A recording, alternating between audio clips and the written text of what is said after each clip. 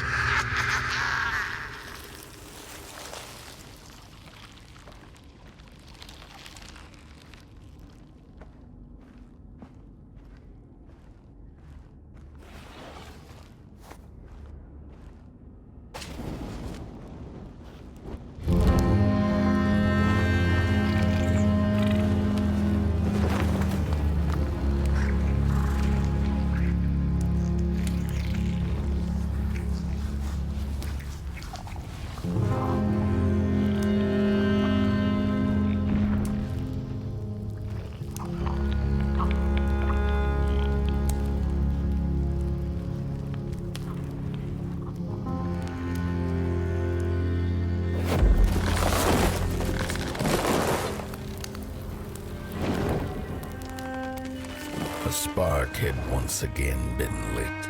It was told that for the being who kept fire in their heart, all darkness would vanish.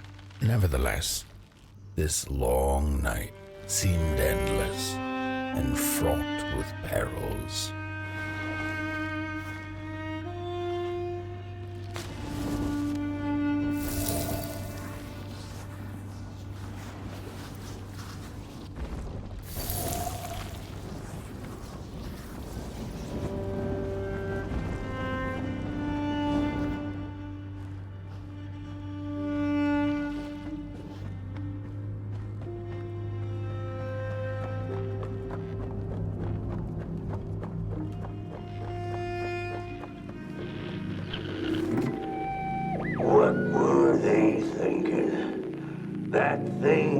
To remain dead.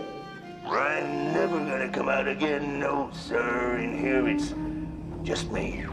Lonesome Ragdoll with his mask.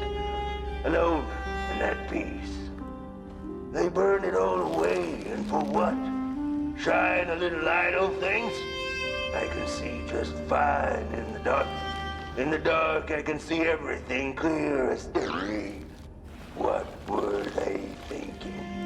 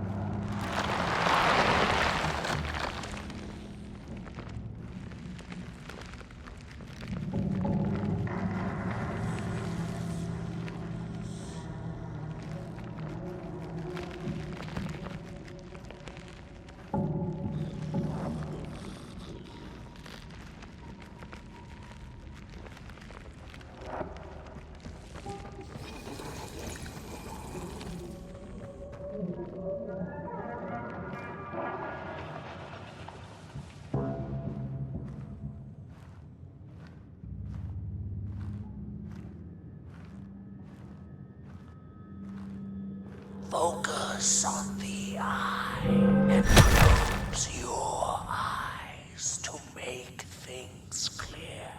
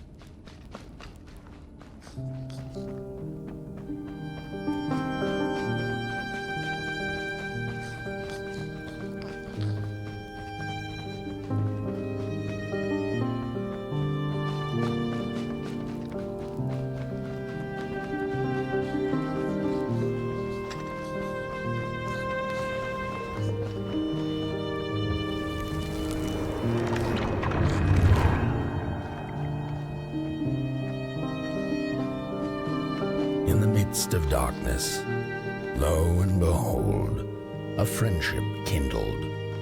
The fire that spread with it seemed so small against the vast night sky, small and flickering, but defiant.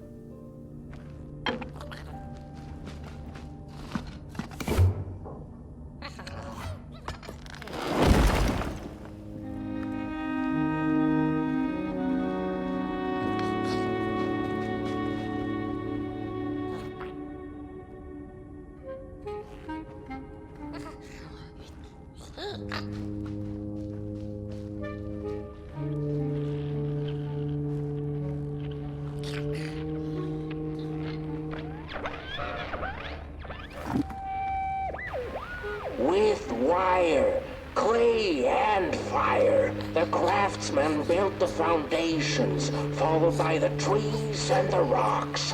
And after them came little houses for us tiny ones to cower in. For existence was so big, so vast, that without a roof above one's head, one could have fallen straight into the skies. And yet, with all that stuff, they didn't know what to do with us. So I reckon that's why they built the Midnight Walk. For us to wander, for lack of reason.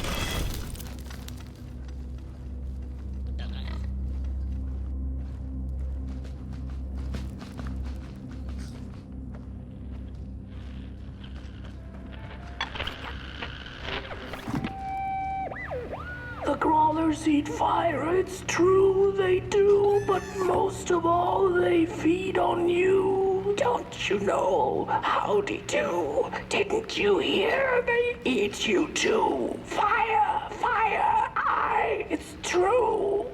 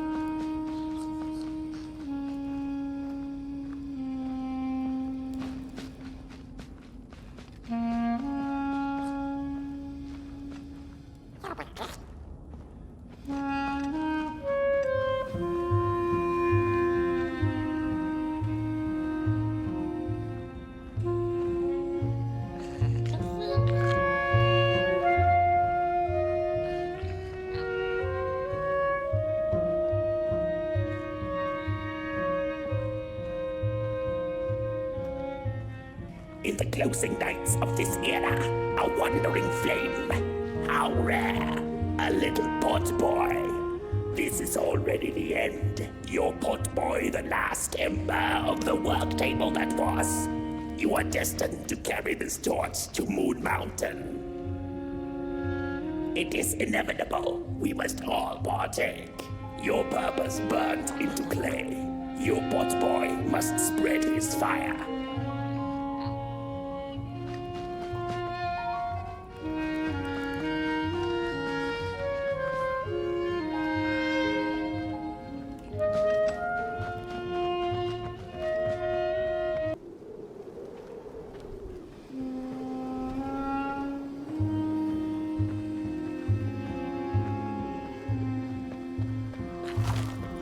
Whether they held or lacked reason, it didn't matter. When times were dark and winds blew cold, there wasn't much left to do, and it was quite enough to simply put one foot in front of the other.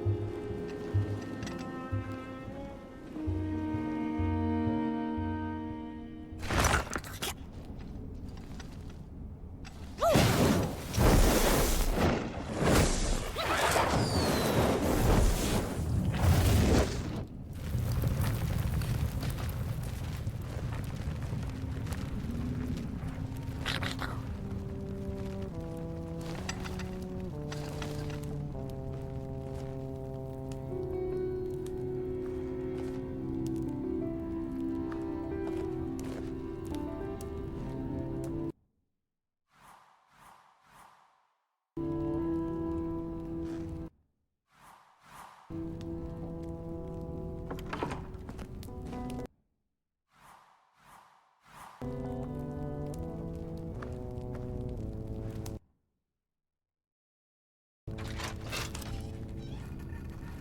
came back one day from a long while of rock-picking under the gnarly trees.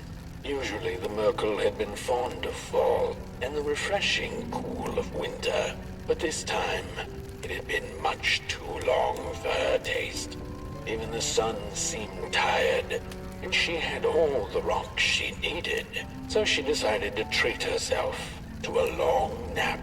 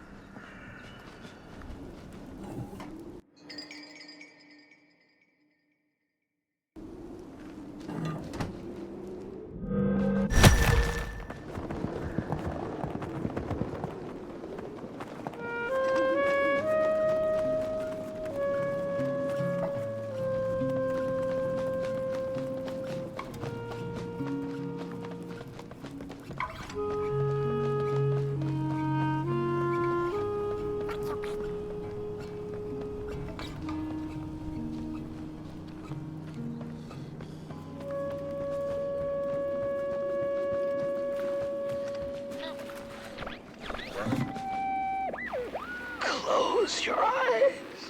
Listen. They sense you.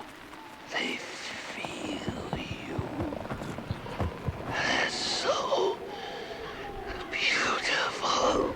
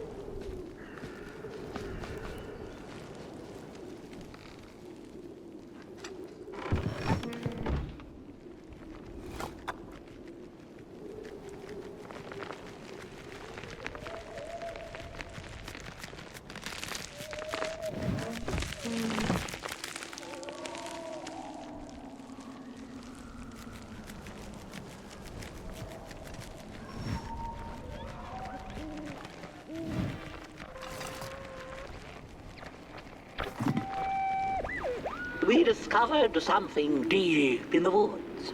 Not crawlers or ghosts, but something else. Something in between. A presence that affects us all. We tried to trap it, but to no avail. We tried to slap a name on it. Manifest a pair of glaring eyes in search of its face. Something to name, so that we could tame it. But the dark itself isn't any thing. It is less than nothing, and also more than everything. Behind, and behind. And we invented these Shellphones so we could try to talk to it. It picks up the phone on the other side, but it doesn't speak back. Not directly, at least. It transmits little, nasty recordings, memories or echoes of things that came before, that passed through its drapes. I wonder if one day someone will hear my echo.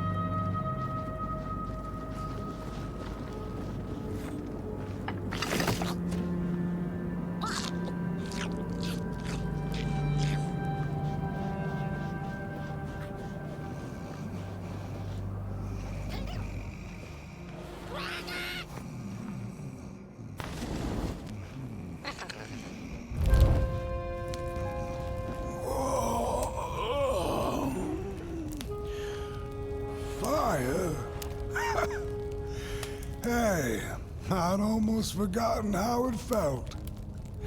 And salutations, burnt one. Fancy meeting one of your kind here. You're the caretaker of this little firecracker? I reckon you must be headed for Moon Mountain. Am I right? Well then, on one hand, it's just a matter of walking down the road. But then on the other, the Midnight Walk has a mind of its own, and a mind to teach its rider a thing or two to boot. So if you are intending to walk the walk, you better... Ah, how's he? Didn't see you there. So glad to see you back on the move. And as I told you, it ran away from its owners. It's been waiting for the right passerby ever since it ended up here. Well, Meg, don't let me keep y'all. See you down the Midnight Walk, and Burnt One. Wherever you end up this long night, keep that fire alive. It's really all that matters. Don't take my word for it. Just see for yourself.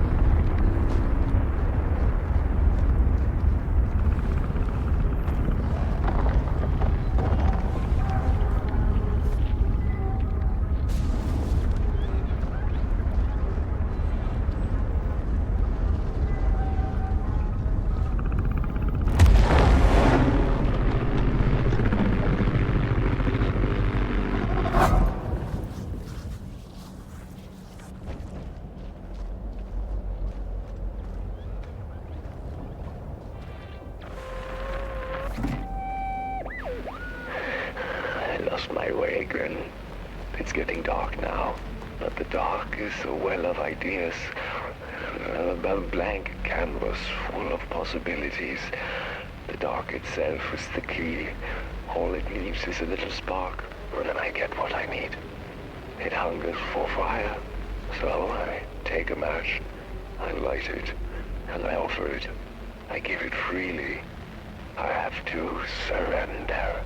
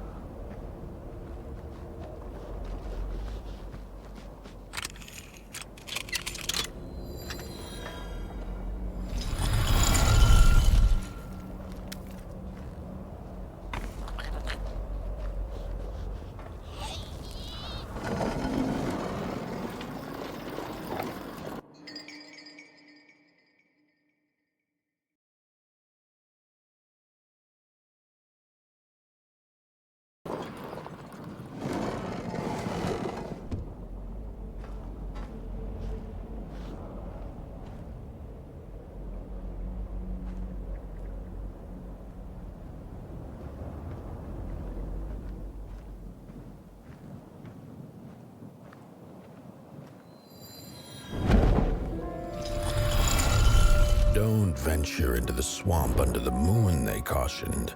There, wild eyes watch, and itching teeth yearn for succulent heads like ours. Gone are the bodies of old, and they can no longer shield us from the terrors.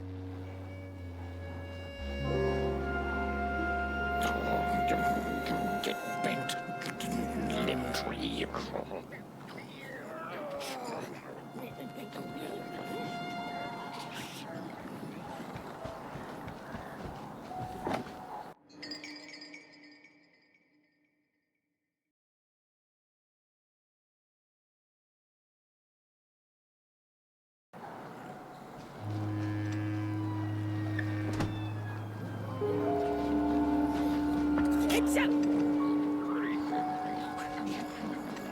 What are you looking at? Heads up.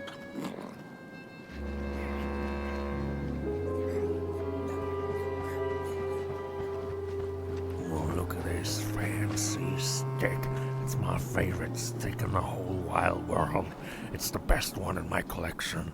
I got no better stick than this stick. Can't believe I found this stick. Oh, it's a keeper. Oh, it's so beautiful. Look at that stick.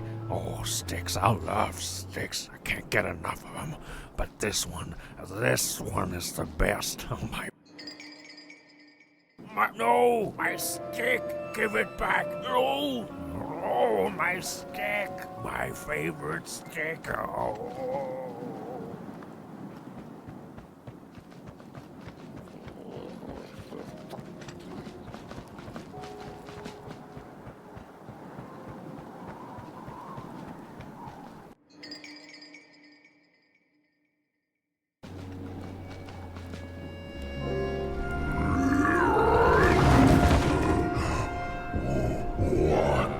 What is this? Somebody approaches Nobodyville? Your wretched limbs, an affront to nobodiness. Unless your fire can prove itself useful, there will be no passage for you, limb tree. Go away.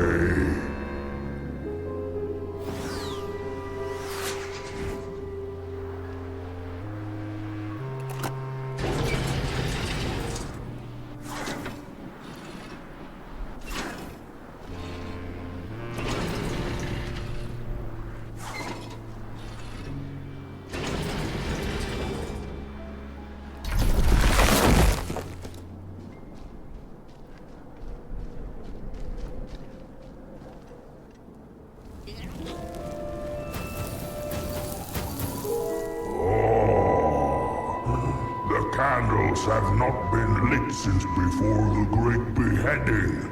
Now fire is back.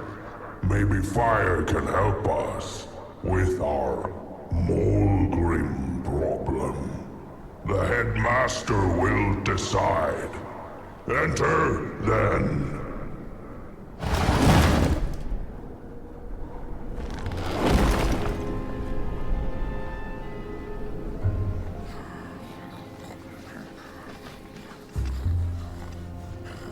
Not make me regret my decision.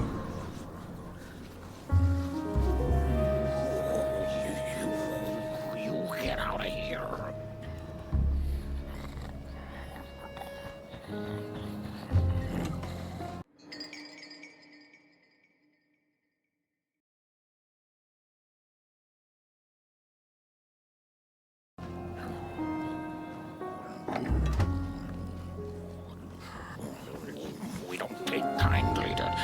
Somebody's walking around here with 2 feet.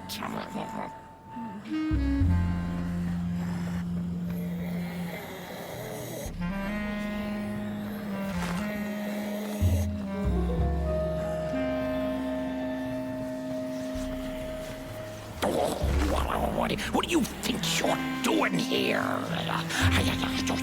You can't be here. You shouldn't be. Why are you here? Here to set us on fire? Well, you can't. We are too many. You can't burn all of us. We would defeat you. Defeat away too easily. What are you doing? Stop doing whatever it is you're trying to do. You pick up your little fire devil and go away. This is Nobodyville. Not somebodyville. Does this look like a place for bodies to you? No, you get out of here and fast. Mind over body! Mind over body! Mind over body! Mind over body! Mind over body! Mind over body! Simply unheard of. Who are you to enter our sanctuary? You're nobody. Nobody. What do you think you're doing here? You can't be here. True fire. We nobodies haven't been graced by its warmth since the bodies were banished. They used fire for war. Yes. Now once more, the somebody disturbs our peace and sets fire on things with its tiny fire devil. You must leave at once. Leave or face our...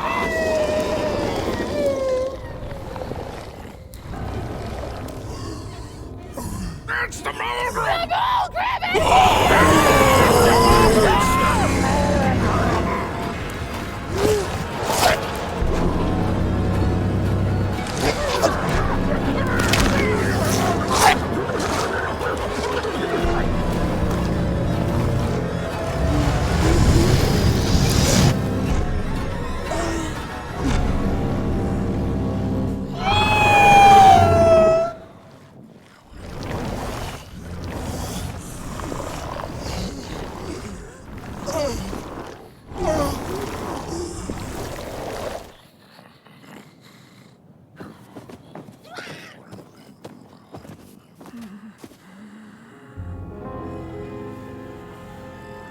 I guess I'm the headmaster now. As you've observed with your own head globes, we have a problem. It is called the Molgrim. The Molgrim? Recently she has become bold, moving ever closer to Nobodyville. You should help us get rid of her. Yes, get rid of her. Tame her, just make it stop. And by the powers suddenly vested in me, I will, shall grant you passage through our fair Nobodyville. Here, take this. Blech.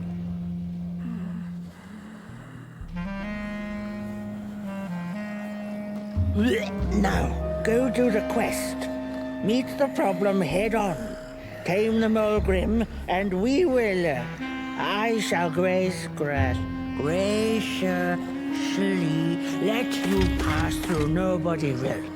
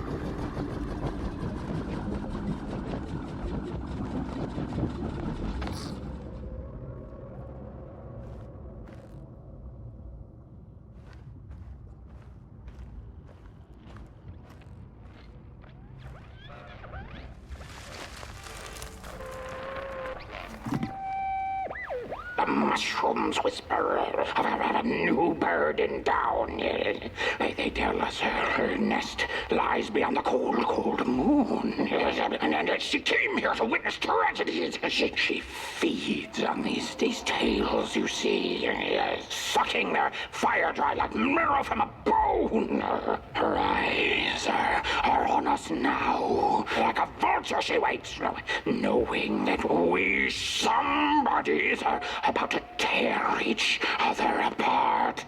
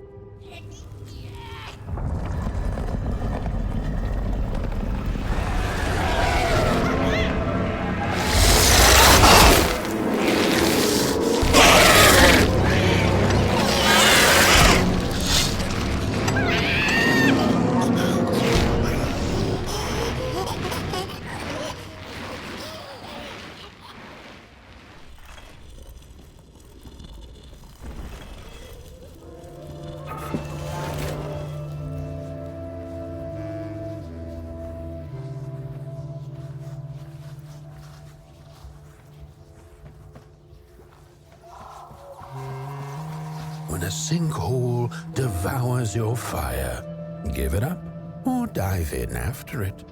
An old swamp saying.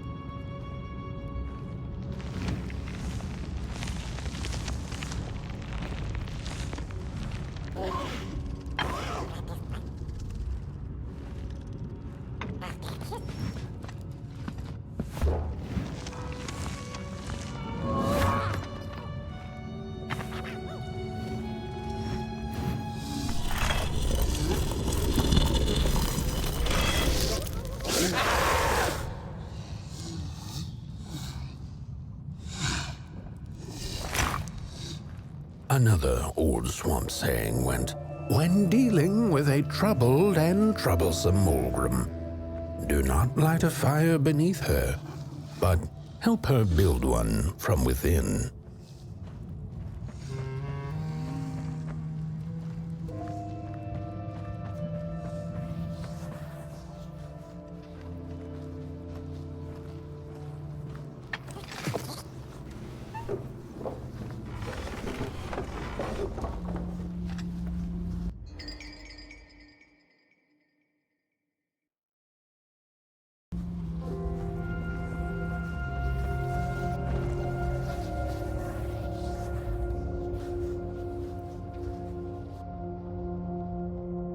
Oh, my neck hearkens the anguished howls of the Molgrim, and the bitter patter of feet.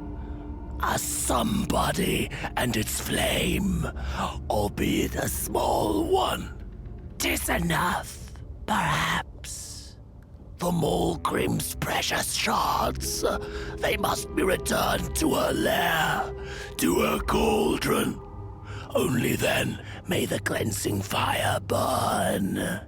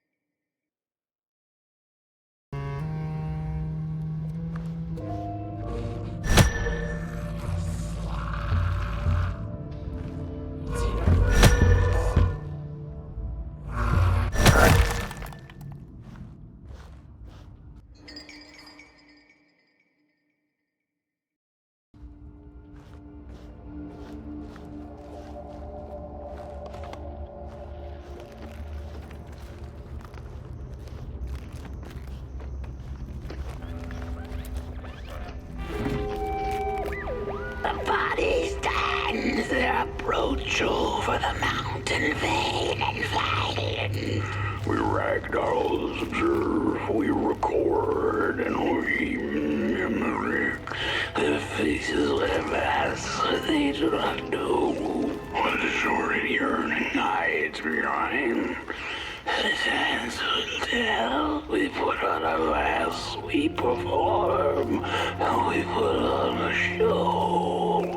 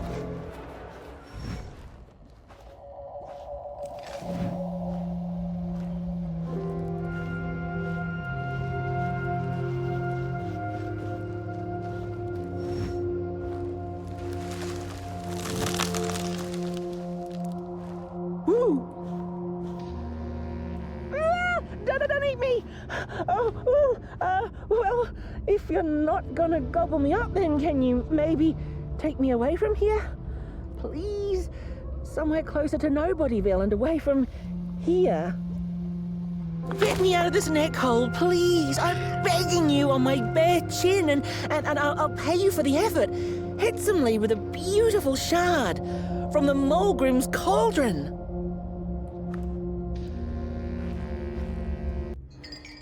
Take me back to Nobodyville, please. I can't take this tension much longer. Oh, I should have stayed in my heady hole.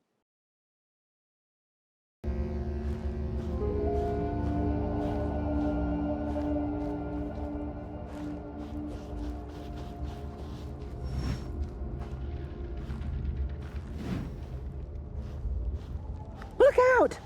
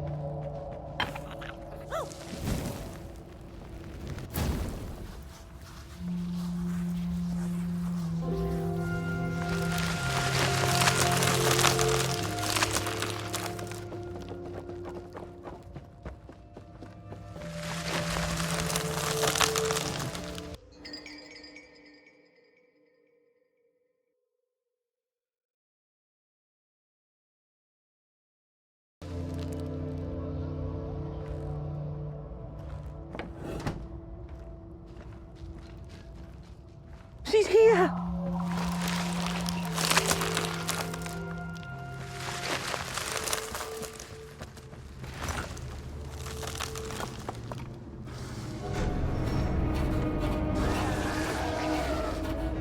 Watch out!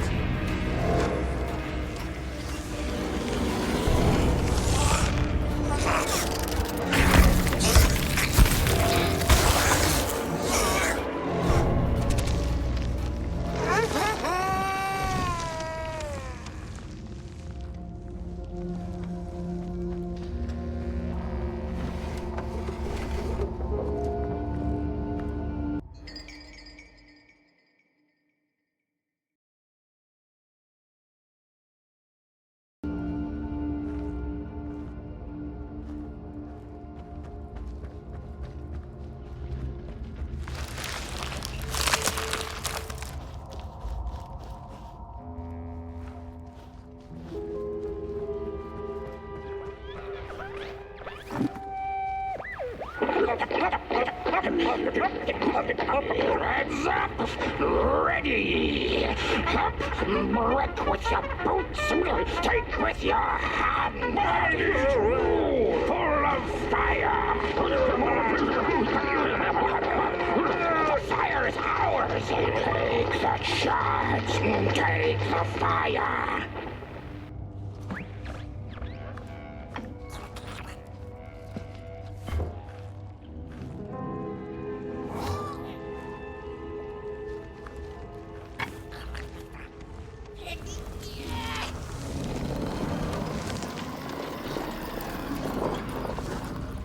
Look out!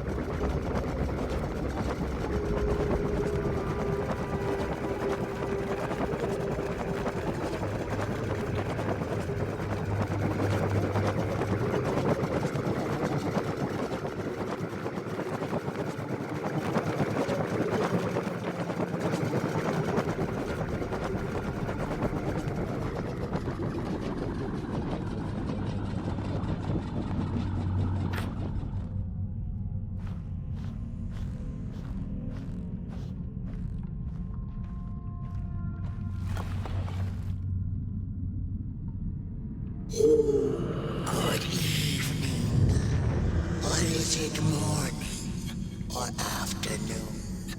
Hard to tell without a sun, isn't it?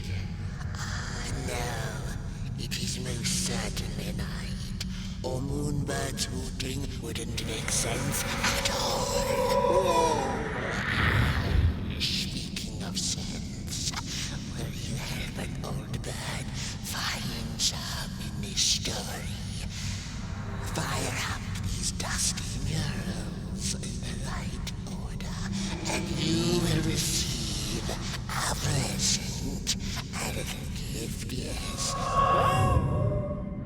Bring fire to the story.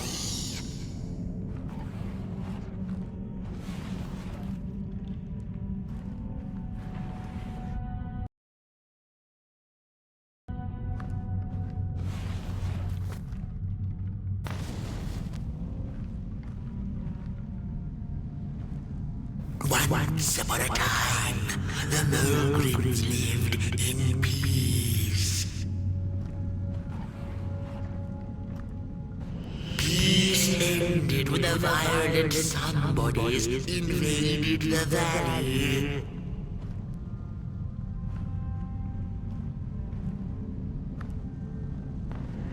The valley was taken, but then began the battle of the bodies. Intriguing.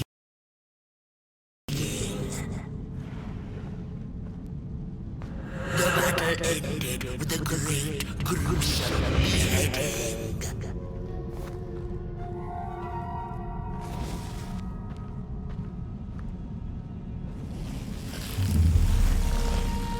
For time immemorial, the Molgrims had lived in the valley in peace, sharing good eatings and howlings around their fire, which they had inherited from the skies.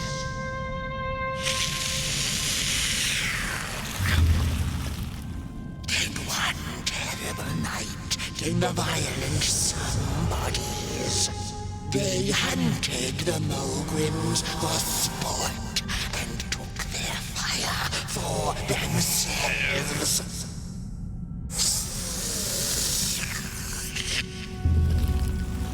But the somebodies knew not what they were dealing with, for as soon as they held the fire in their grubby hands, they began to fight one another with it.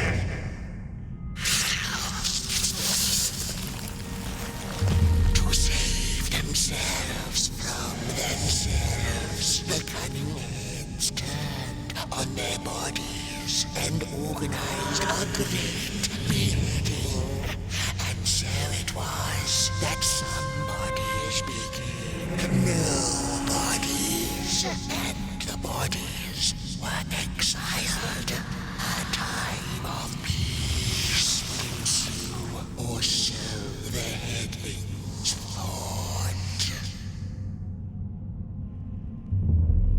The last living Molgrim had been biding her time, and saw now an opportunity to return and take bloody vengeance upon the heads, who were now left defenseless without their bodies.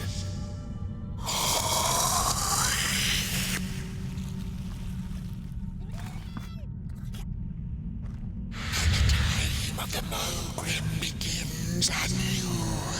A storied meal indeed. Moonbird thanks you for feeding her and proudly upholds the promise. A gift. A shard from the Molgrim's own cauldron. It looked so shiny in the moonlight. Moonbird simply had to take it.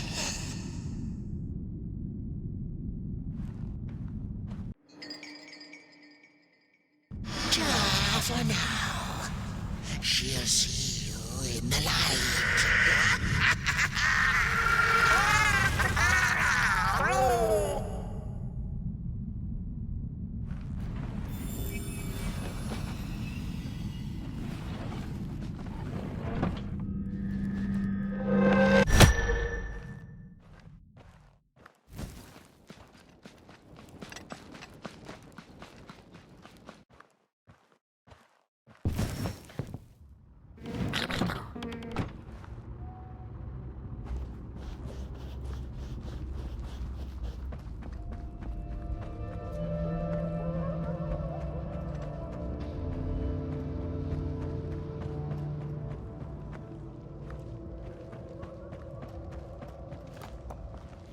She sees us.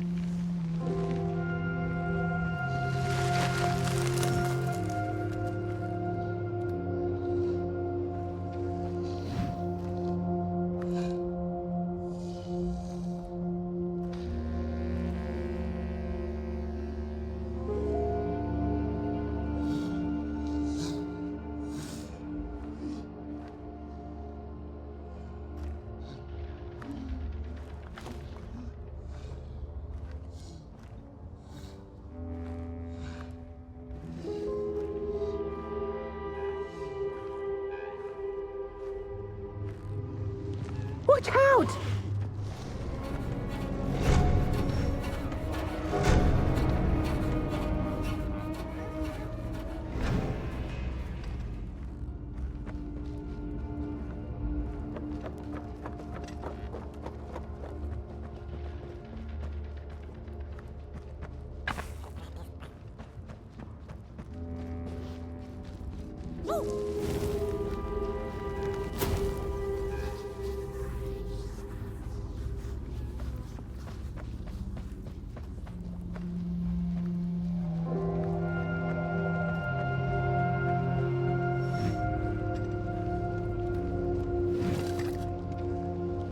Phew, thanks for saving my neck. And I think I have a reward for you. A real treasure.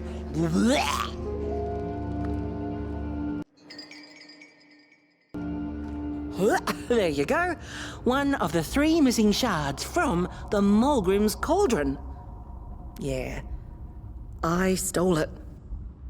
Oh, I thought I could maybe buy me some kind of ticket away from, well, everything. Start anew, you know? A good head on a pair of healthy, strong shoulders. Eyes on the horizon. Gosh, the horizon. Do you know I haven't seen it once since I lost my body? I really do miss my body. It's a real shame when you think about it, you know? The things that we do to ourselves, to one another. What we did to her, kind. All in the name of some sort of control. It doesn't make sense. Anyway, I guess I'm sad. Sad and sorry.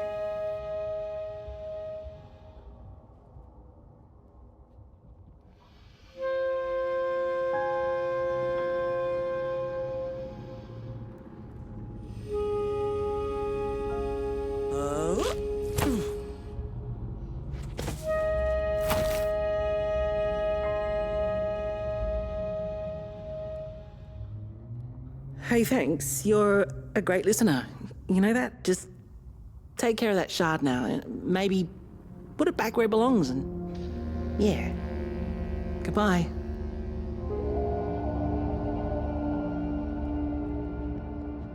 The Ragdoll's whisper of one shard kept by the dark itself. Another was stolen by the greedy Moonbird up in the hilltops. The last one, perhaps the cowardly head knows.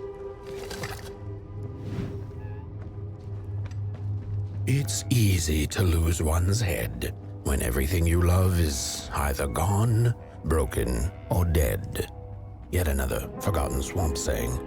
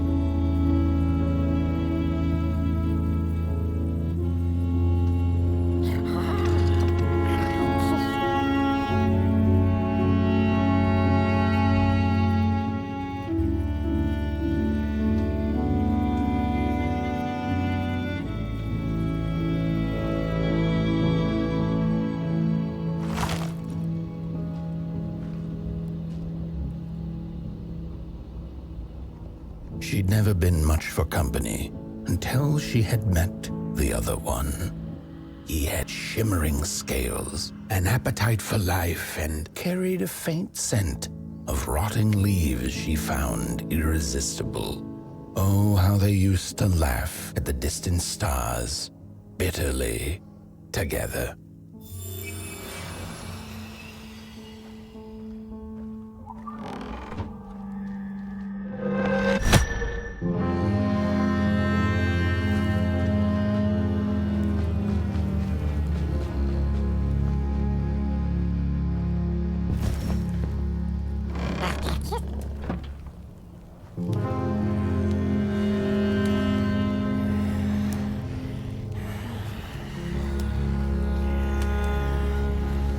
The howls of the Molgrim have gone with the wind, and our headaches settled into gentle throbbing.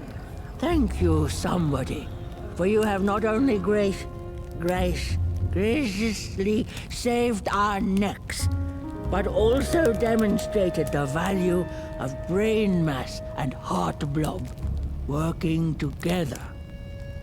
Could it be time for the bodies to return? We must convene on this matter, and you and your wandering flame must now leave through our gates and keep on walking the midnight walk to Moon Mountain. Mountain! Here you go, somebody. This key will open the town gates. The mountain once again beckons, and the call is answered. Fare thee well, and take good care of your flame. The dark itself is hungry.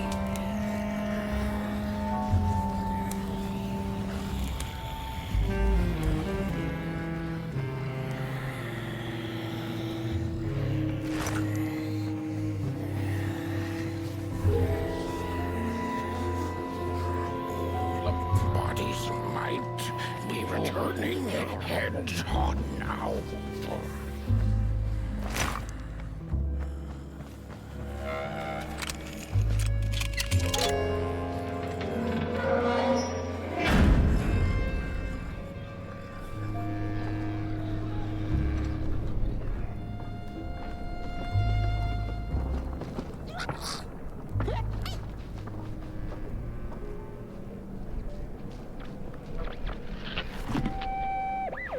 I've had enough. First it was the big Molgrim hunt, and then when they forced us out into that make-a-forgiven swamp. I hate hiking, and then when we had nothing left to hunt, we started fighting each other, and then Mr. Mayor gets this grand idea that we should chop our own heads off and banish our bodies. How does that even scientifically work? I've had enough of civilization.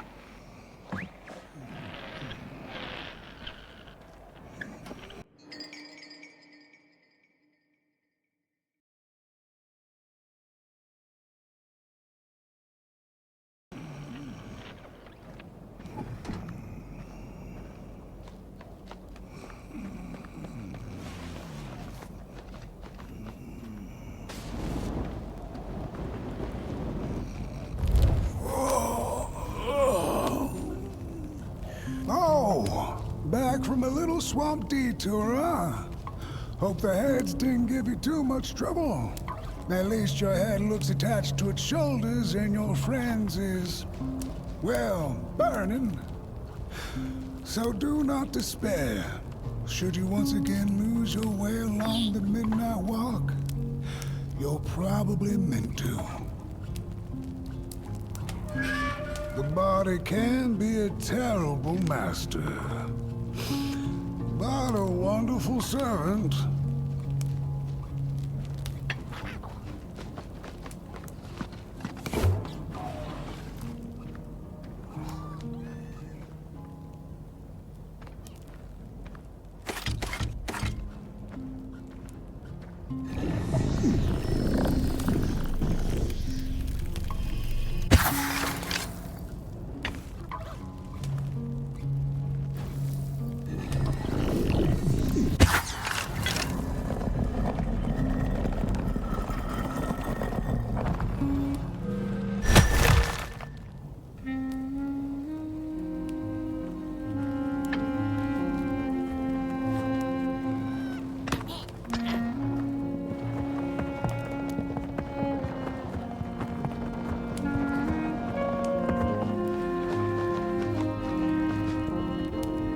let the spark find its home, won't you? See down the road.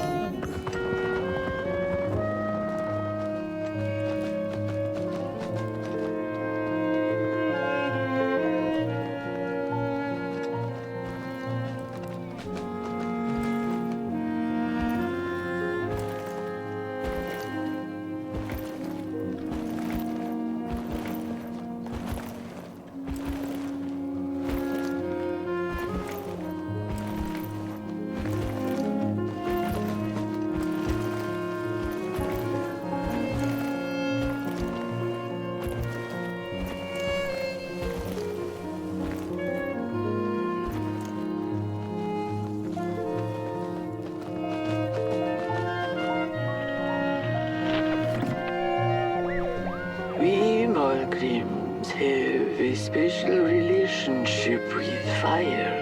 We do not cook over it. We do not shed tales around it. We care not for its warmth. Ours is a different connection entirely.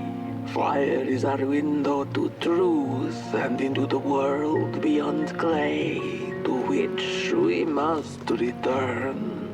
We are noble beings, bringers of bugs, slime, and mushrooms to help decompose the old and to bring about the new. We are the caretakers of this world, and woe be to those who seek to end us, for they seek to end themselves.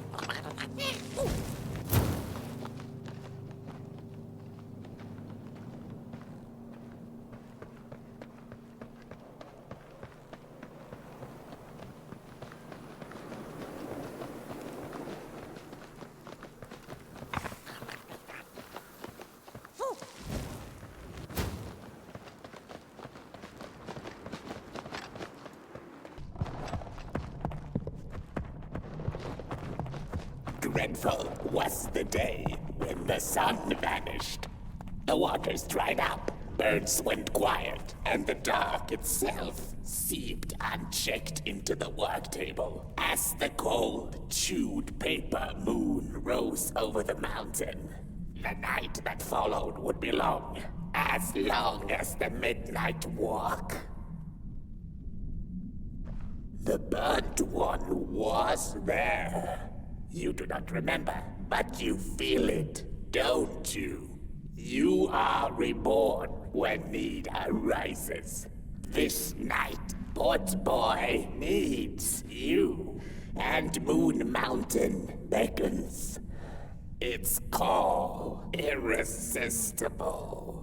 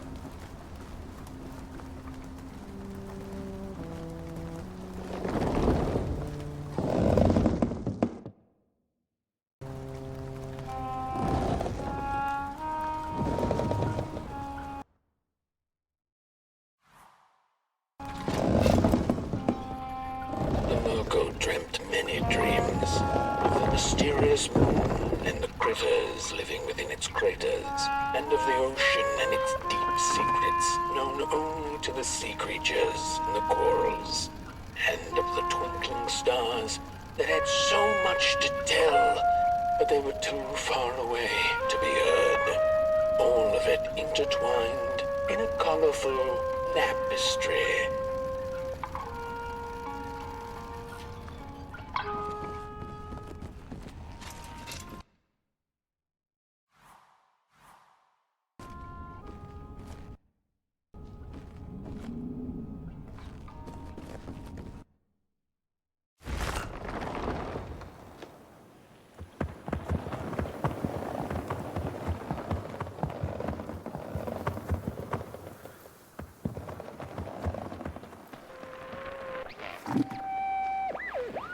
I had a flame once.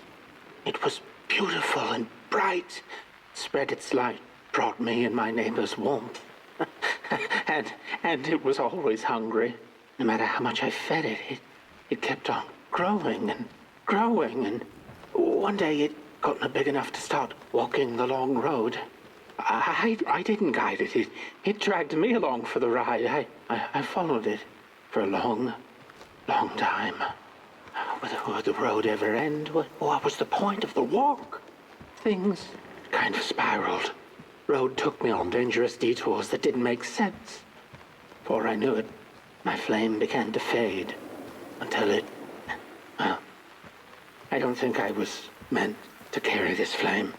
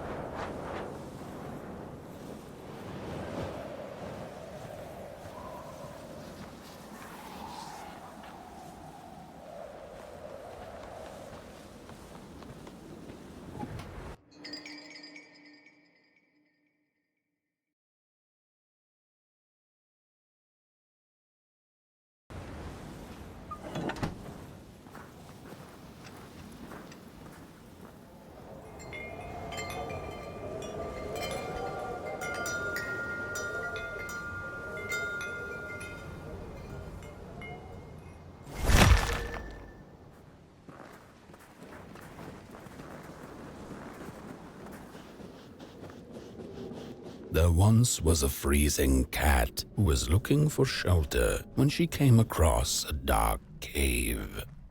"Step into my abode," offered the dark.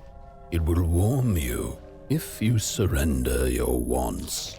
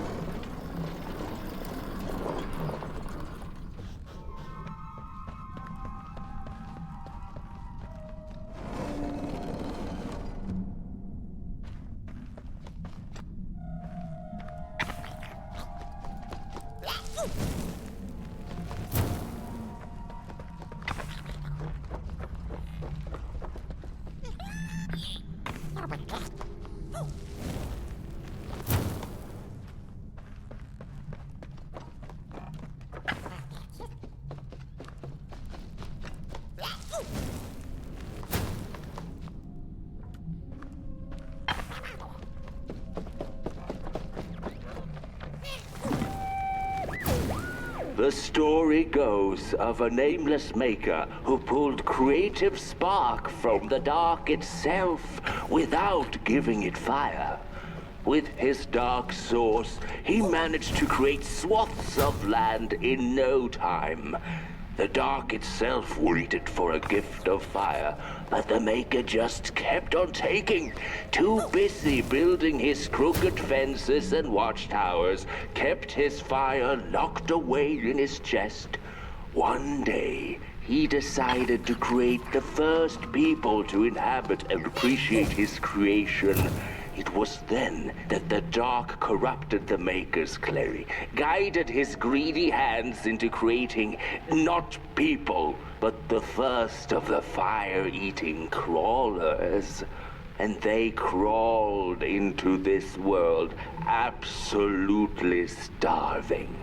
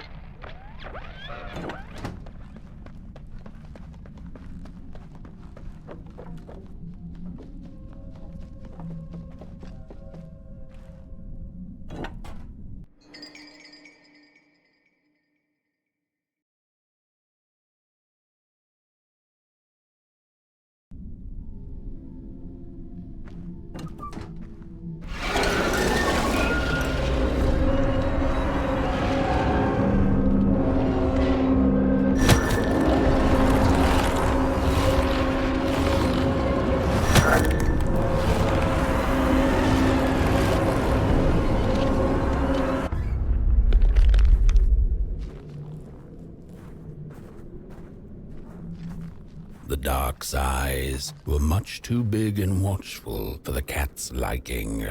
She went on to find warmth somewhere else.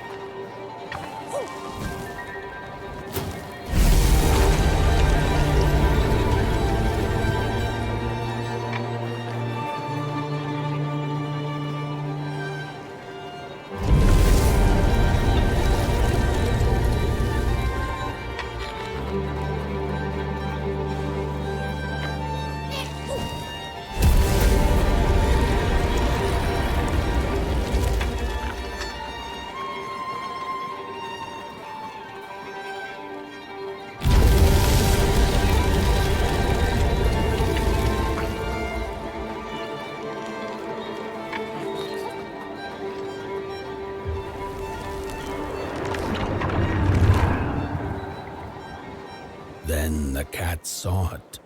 Rooftops piercing the sky. Approaching the town, she was greeted by a crone. "Come, kitty, kitty, you must be tired. Sit in my lap. Share your soft fur, and I shall warm you for a spell."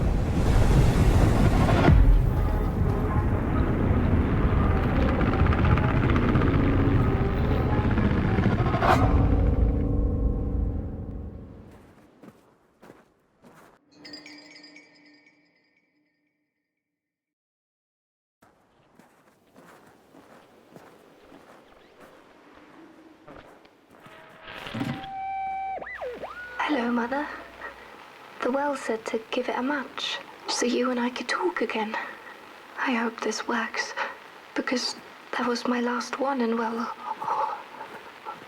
it's cold now. But it doesn't matter. We can finally talk after everything. So, how are you? Do they have fire where you are? Not the hellish kind, I hope. Is Father there too? I think you should talk to him again. I know it doesn't seem like it, but I know he loves you still. I love you. Still.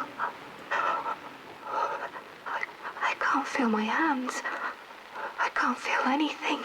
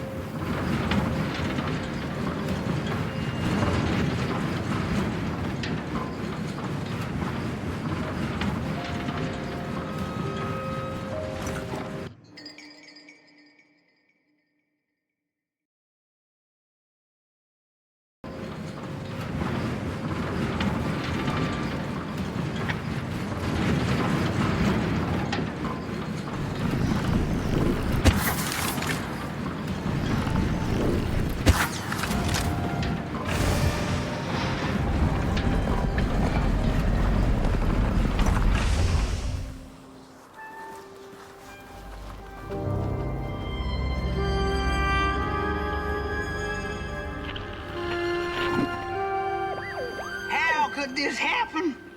Whoever did this? Oh, the flame warms the righteous, but the wicked who love destruction, the flame burns with a passion. How will we warm the furnace? Feed the thief to the furnace! Feed the thief to the furnace! Coalhaven is doomed! On the wicked the flame shall rain fiery coals and burning sulfur. A scorching wind shall be their lot. Come forth, thief, and confess your hideous crime!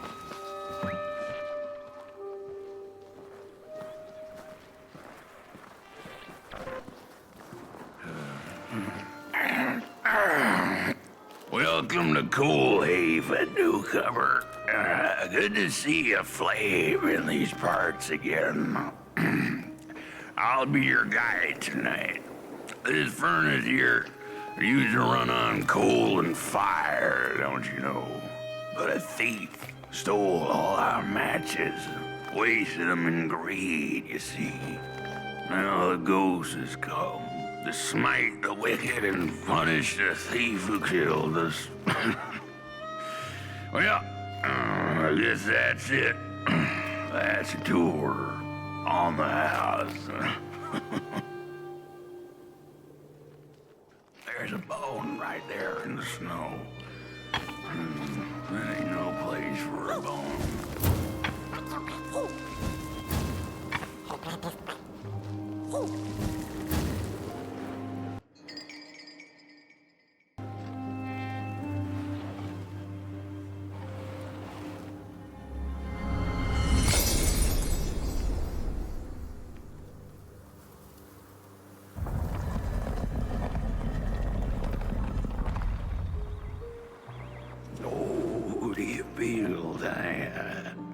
something's changing. That furnace was the soul of the city. We used to worship it, us coal miners did. Fed it trees and fire like it was a hungry, angry god. This broken body's going nowhere, but yours is. Walk the streets, listen, just don't believe everything I have to say. The cat didn't like the crone's crude pettings. Her hands tugged at her fur. Now, rest still, the crone said, as she pulled out a crooked knife. The cat was quick and escaped just in time.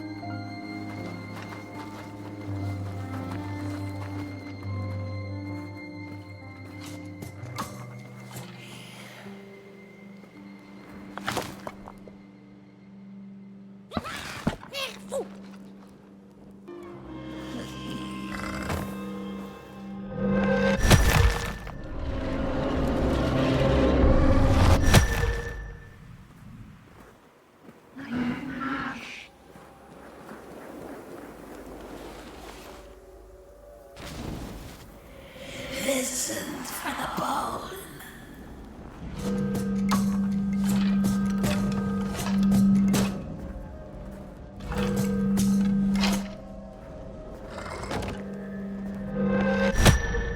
Listen.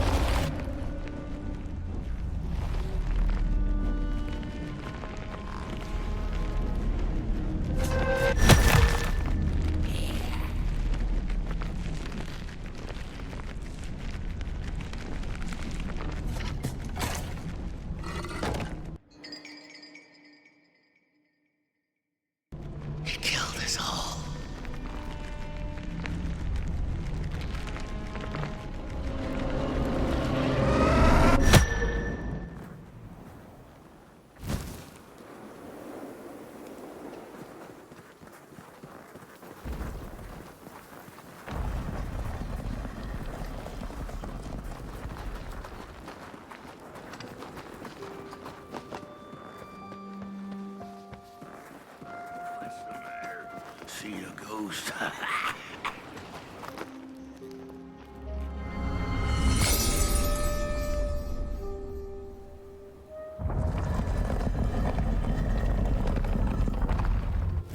thief loved the stars.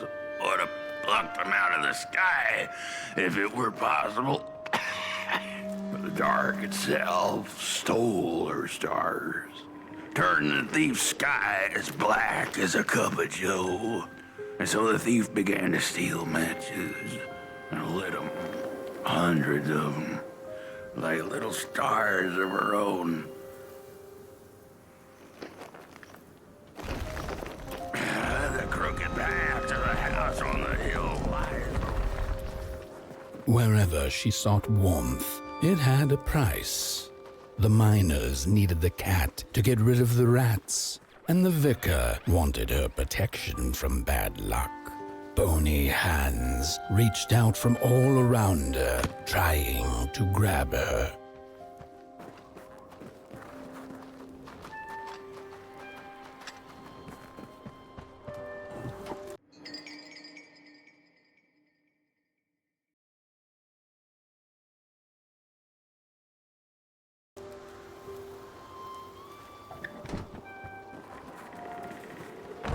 Matches lead to the house.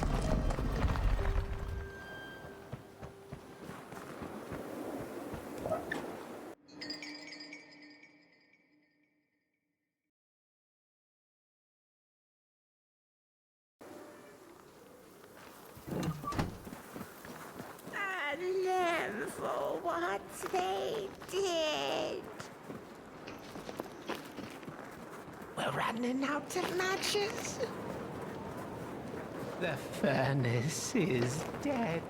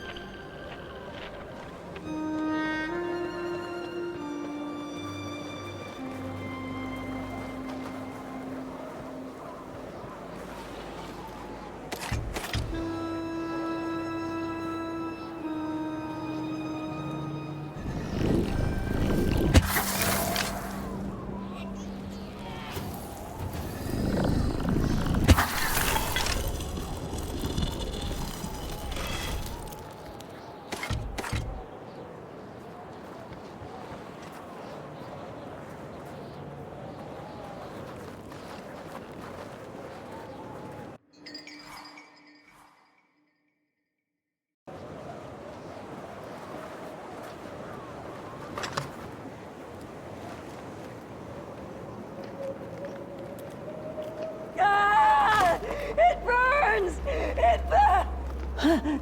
What's... This isn't my body. The fire, did we snuff it out? Where's... Did I save them? The house. It's ruined. Well, it wasn't supposed to go down that way. They locked the door, threw the key into the woods. Huh. There was so much anger, and now there's nothing. This body is so uncomfortable.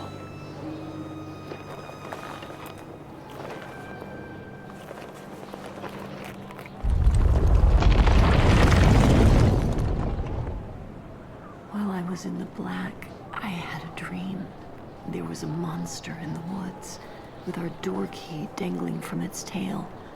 I ran, tried to chase it, grab the key, and when I did, the creature turned around, and its face, it was the face of this whole town.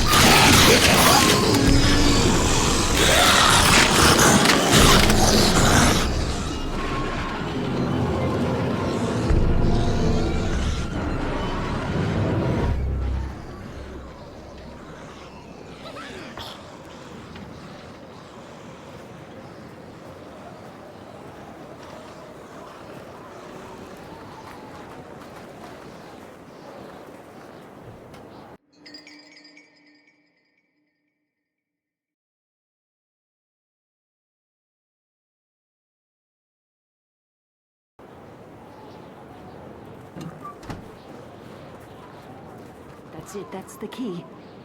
Unlock the door. Please. I want to see my home again.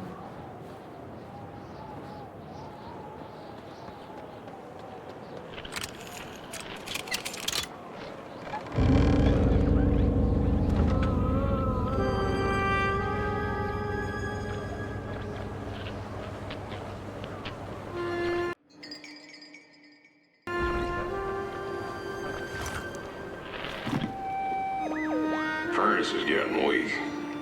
Council says we're running out of matches. We'll have to harvest more trees then. I don't like it. Losing the forest like this. Not like we have a choice. Mom, Dad! Oh, girl, you startled me. They're coming here. All of them. What's that you're holding? It's just a match.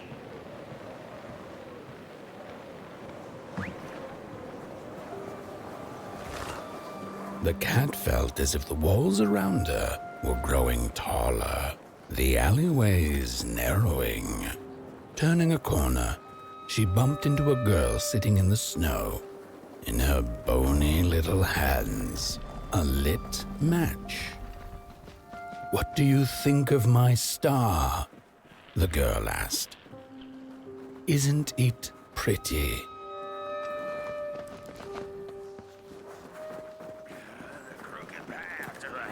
On the hill lies open. You hear the scream.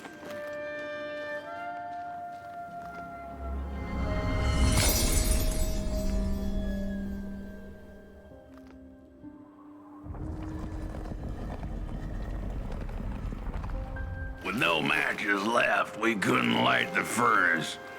And the thief paid a terrible price for her burning greed. As the furnace died, one by one, so did we. But before we perished, the dark itself moved into our hollow husk, turning us cold and wicked.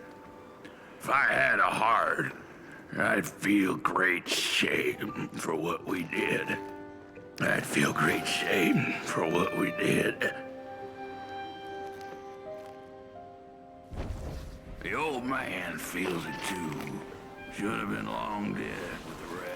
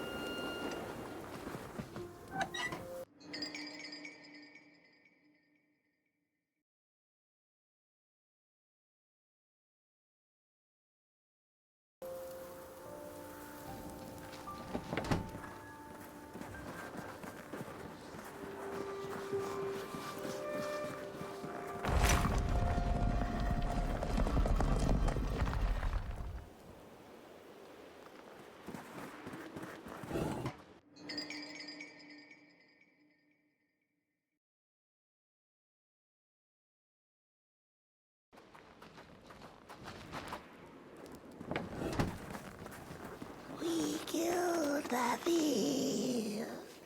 The old man is the one left. He carries the shame of us all.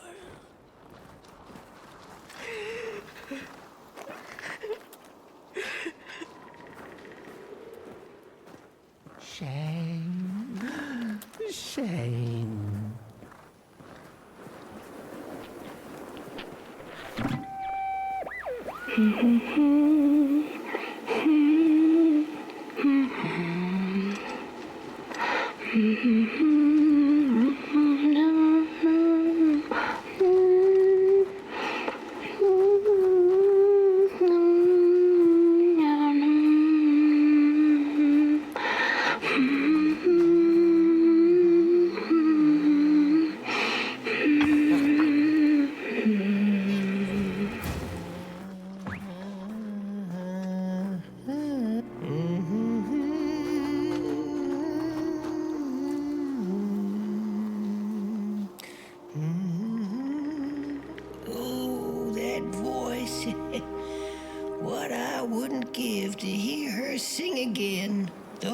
sweet, sweet tunes like fallen leaves of the trees that were. Such a waste, such a shame. I wish I could hear her sing again. Just once. Just once. Oh, I know she stole from us. I know what she did to our town. But she could sing. This town's not much without fire, no. But it's even less without song. If I could just hear that lullaby one last time, I know I'd be able to move on. I know I captured it once in a melody-keeping head of clay, so she could hear her beauty for herself. But I dropped it in the woods that horrible night. I was mad, so very mad. Burnt one, a little flame. Will you help me? Please, I'm too weak. Find the clay head. Keep her of a song like hers. It went sorta like, oh, darn, I can't remember. If I could, I'd be able to let go.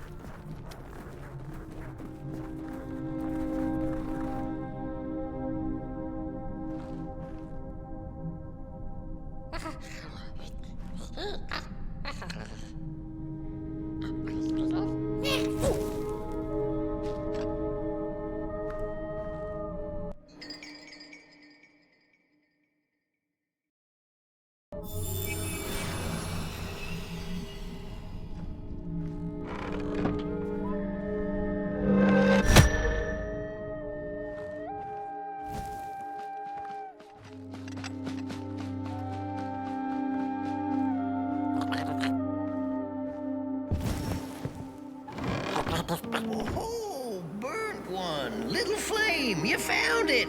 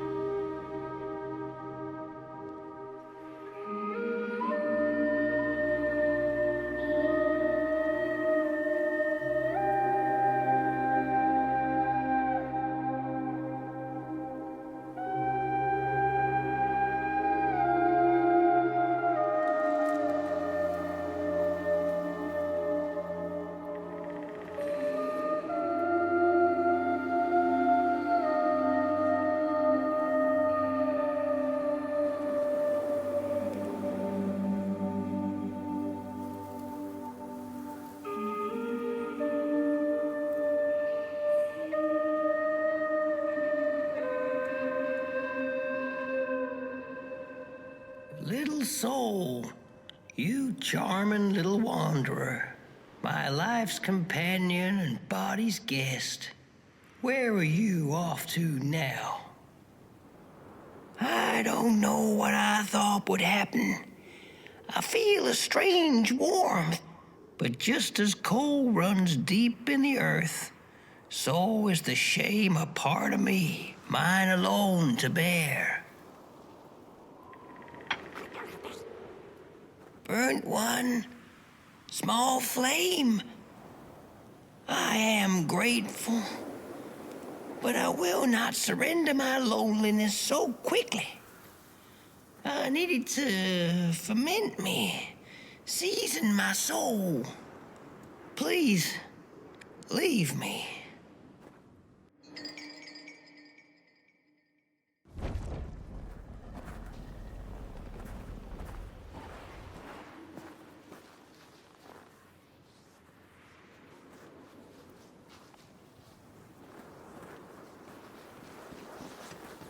The girl offered her burning match, her last star, but the cat could tell she needed it all for herself.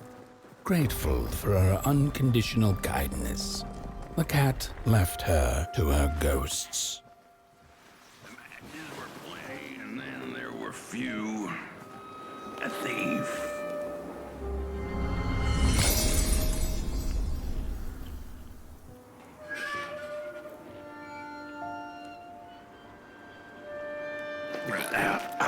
The door to the flame was open. It's already there. You just haven't lit it yet. Now, if you don't mind, a little spark. And just maybe we'll be able to die for real this time. In life, I didn't mind a little loneliness, but this is the worst. The furnace longs to burn once more.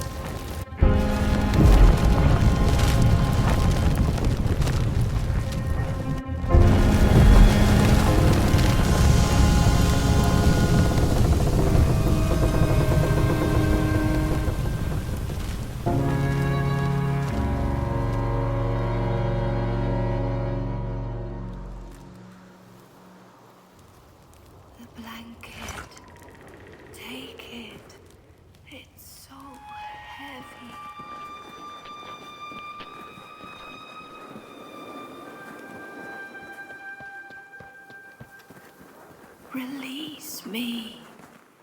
Light the match. The match.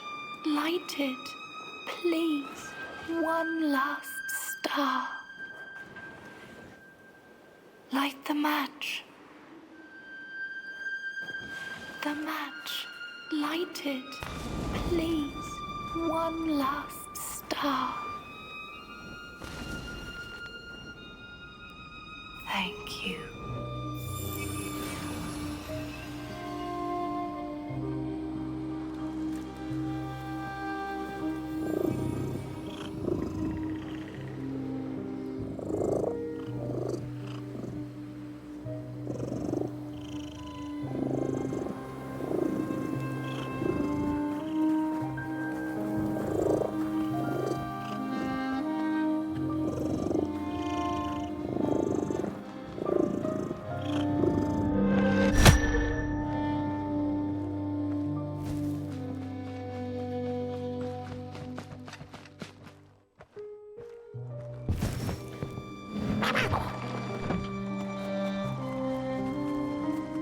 The cat finally settled in front of a giant burning furnace.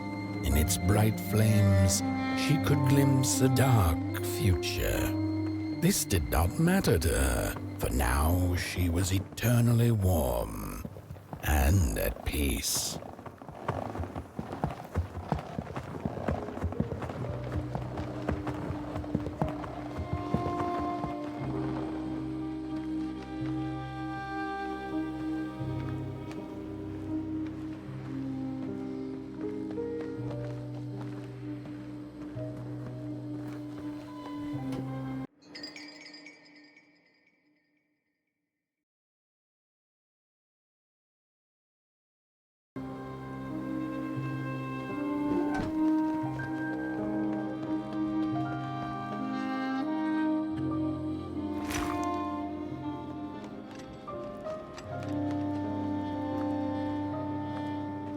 The flame burns still, and the fire has spread along the walk. The cold takes its toll, and Potboy's flame flickers. But it is still enough for the climb to Moon Mountain, to light the final fire. The road always leads to Moon Mountain.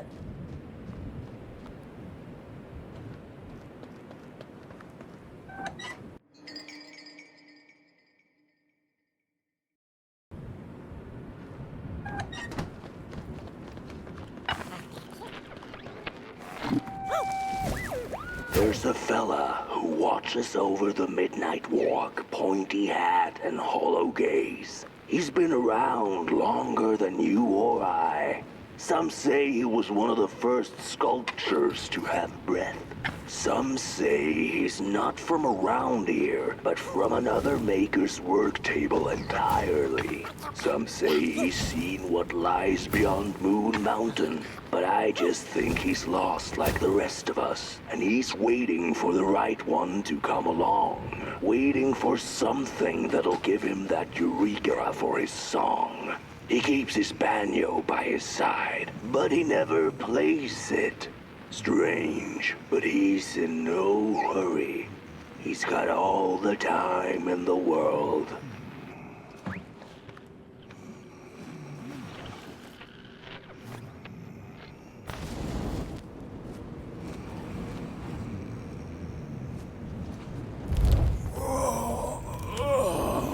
Hey, my.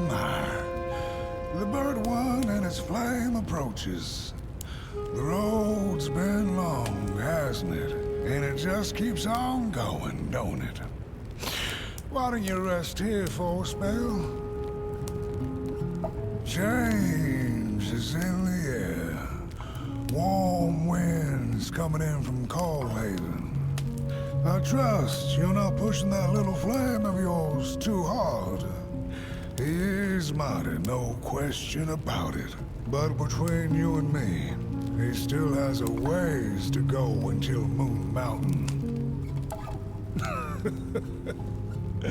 Ah, heck, it ain't my place to tell you how to tend your flame. I'm sure you'll be fine. You'll be just fine. Ah, to feel at home wherever you walk. How's it? What a friend to have on the road, huh? Now, there's as an open-door invitation, if I've ever seen one. Go on in, then. Get some rest. I'll keep watch.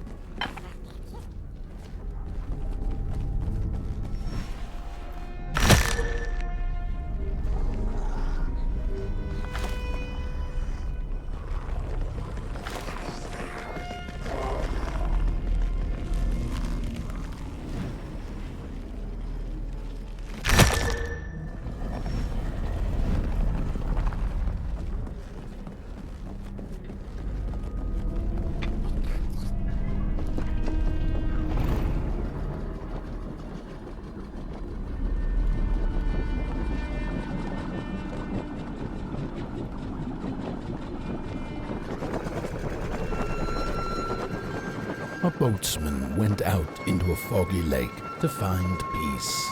Then, out of nowhere, came another boat that discovered that it was, in fact, empty.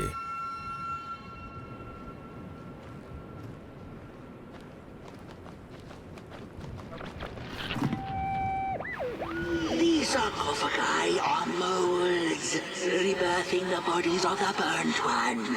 Failure after failure, they keep coming back. They lie dormant, and then they awake at an appropriate time, during times of dark, to perform a task. The taskmaster unknown, doom spelled on the flip side of a coin. Little dolls in a dollhouse made of matches.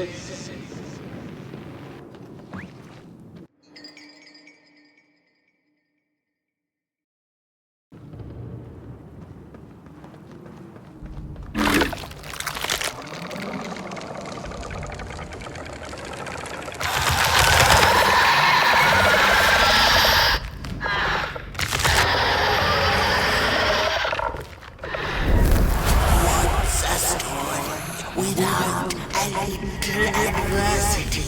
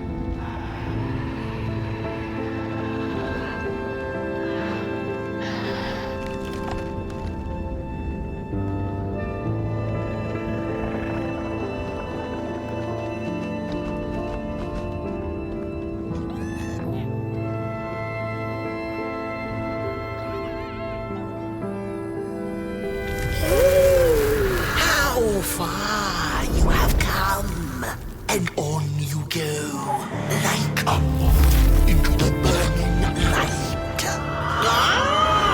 But behold, a craftsman, one of the first beings ever to wander the clay. Like you, his heart is ashen, barren, yet ripe for tasty stories.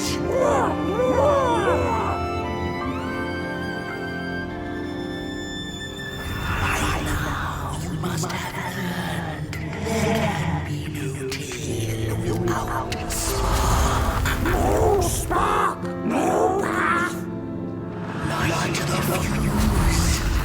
It will guide the burnt one, and mayhap feed Moonbird. A symbiosis most reasonable. Do you agree?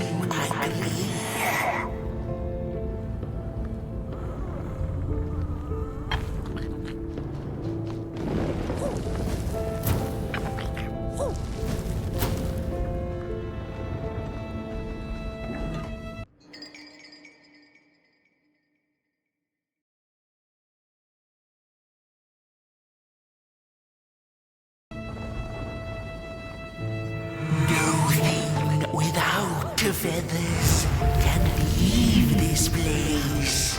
So long as the craftsman laments, lost in his terrible maze you are, so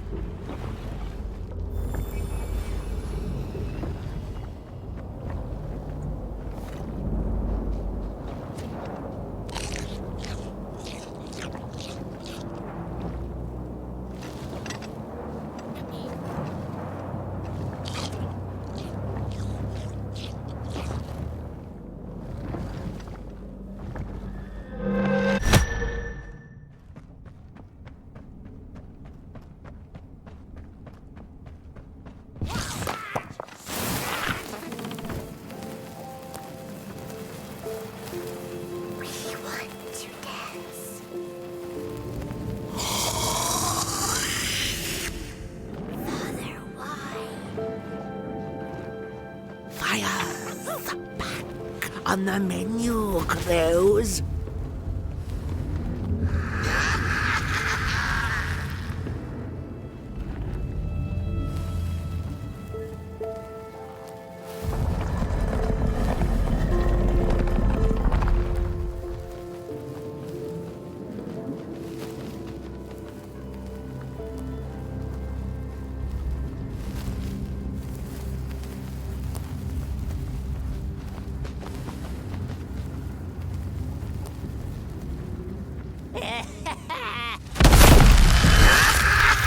I see you. Not a crawl closer, Moonbird.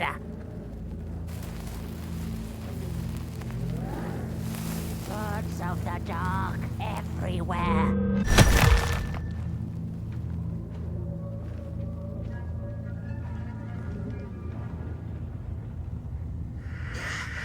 Faces behind faces.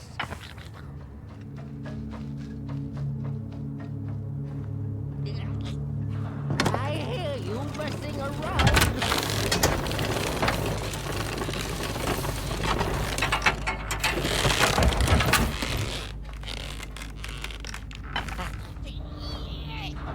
Stop that.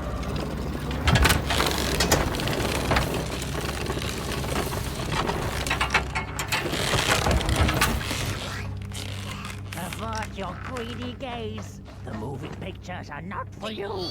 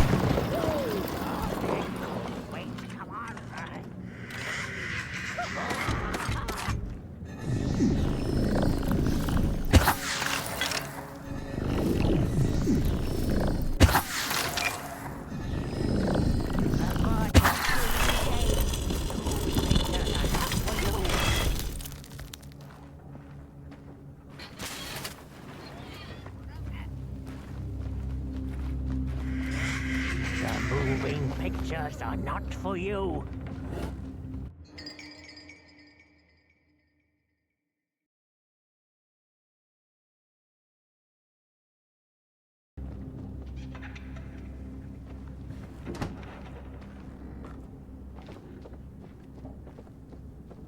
Birds of the dark everywhere. The pictures. They are moving again. Forbidden. It is forbidden. It is forbidden. Hush, no talking in the theater, fools.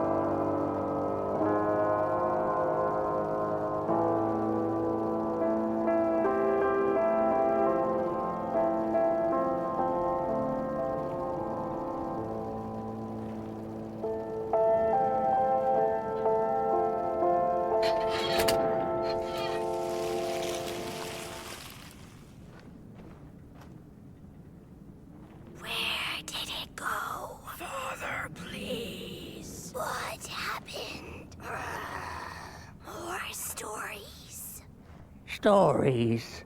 How I cherish them. Real as clay, as palpable as the midnight air. They're all we have left once the dark has taken the last campfire from us. The projectors tell a story of failure. The craftsman projects it onto his creations. He keeps building, building without love for his craft. He needs to see it. Well, yours might not be a movie I would watch, but a story is a story.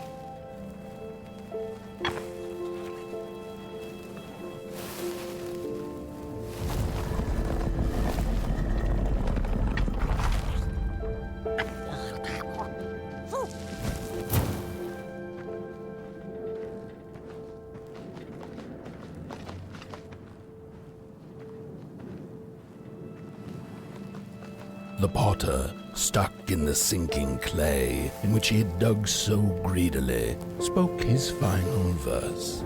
Here was I born, and here I lived. My refuge was the clay, and now the clay has played me false in a most grievous way.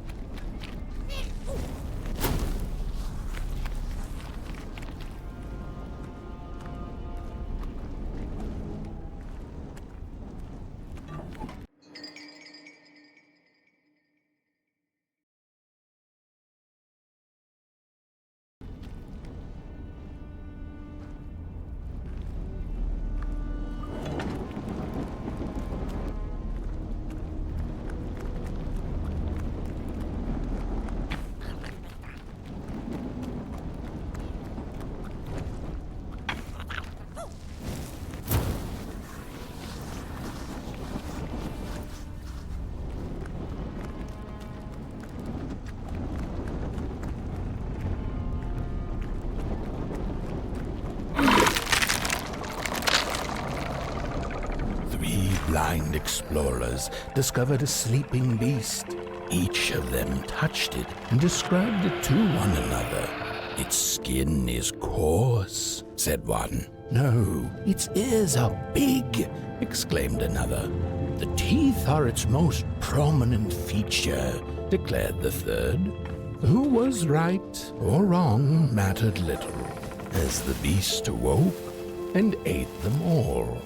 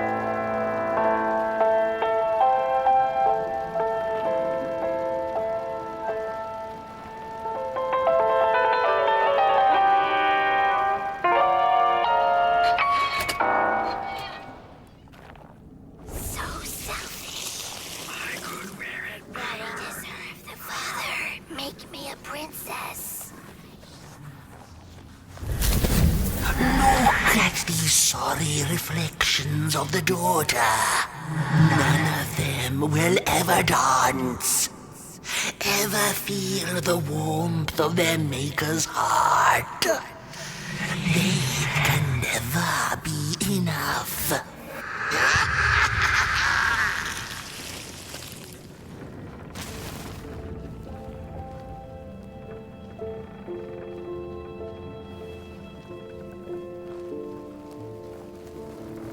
After years of searching for her son, the weaver was convinced she had lost him to the dark.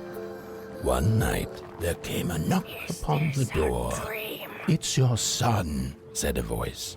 "Please let me in." Thinking this was some cruel spirit come to mock her grief, she remained silent until her son gave up and left, never to return again.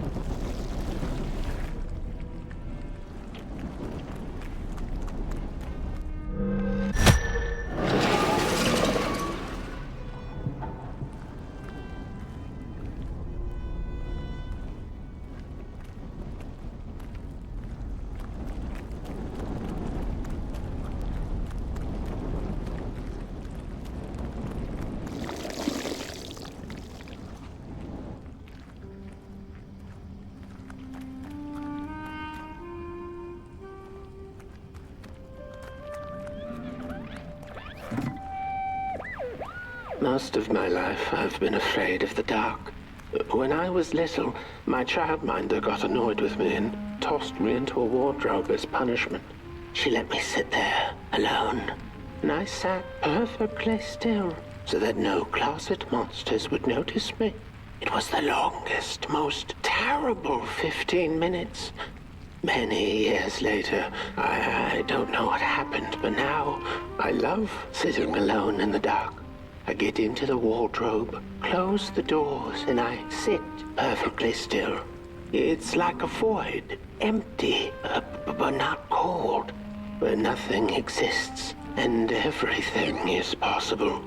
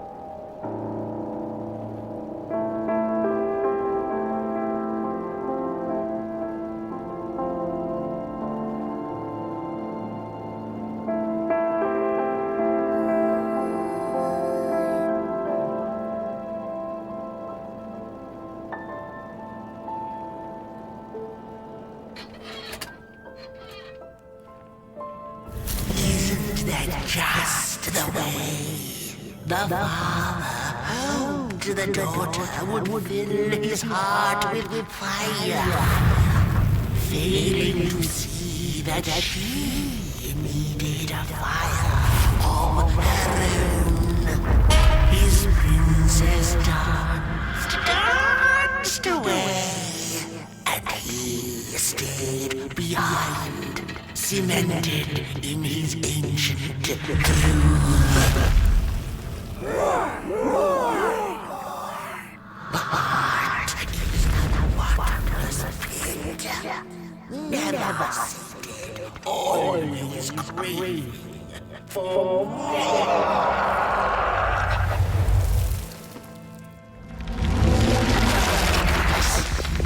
Enough.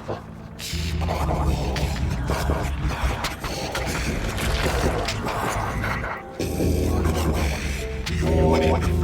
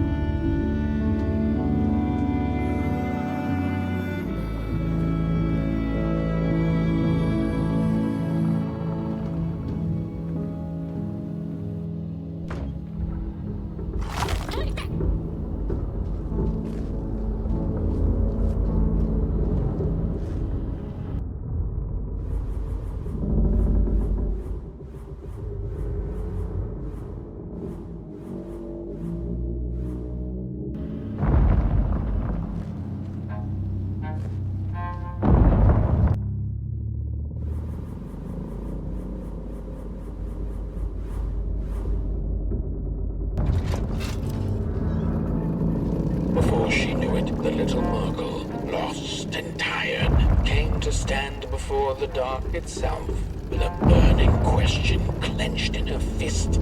She felt like punching the dark with it, screaming it out like the howling Molgrim, laughing it out like the starving crawlers who had nothing left to eat but the hope of others. Who took the sun away? It then asked the Murkle. His voice sounded like a dark forest, deep and ancient. It wasn't you, the Murkle retorted.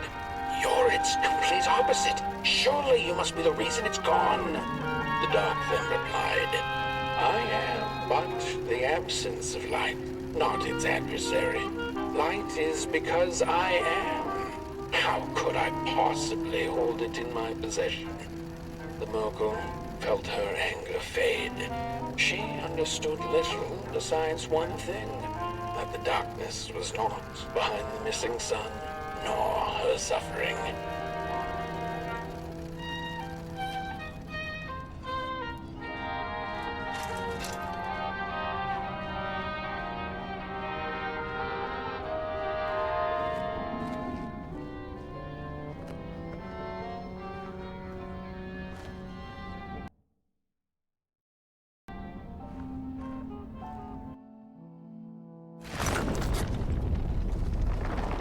The Wanderer asked the craftsman, How do you make such perfect sculptures? To which he replied, Oh, there's nothing to it really. I go into the dark woods. I find the sculpture already waiting inside a tree. And then it's just a matter of carving it out.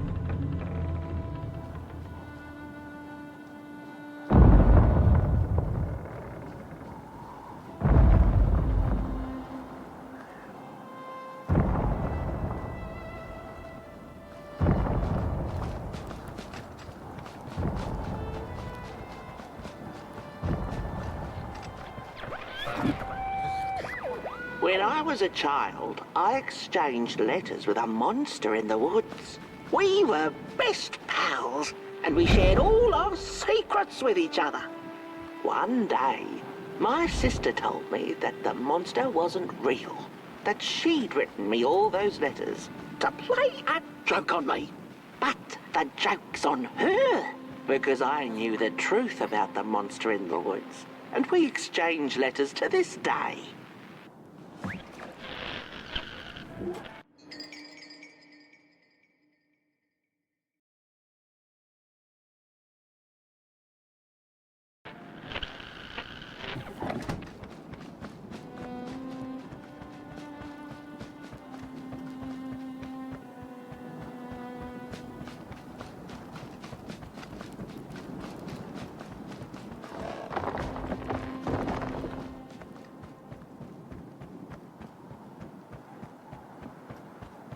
Hark! Not very far now. Not very far. The flame longs to be free. Caged, it cannot truly burn. How beautiful. How tantalizing. It is simply the way of fire. It is what it is. It is what it is. You must release it at the summit.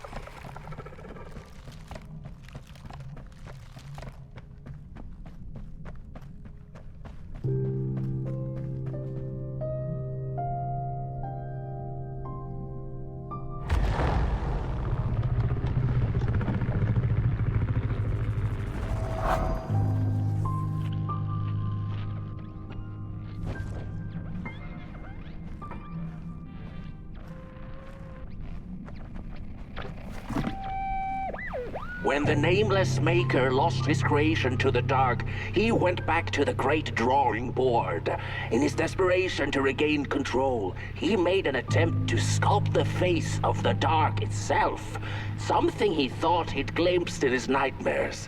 But the face wormed itself out of his mind's eye, and instead his twisted sculptures came alive, grinning and many-legged.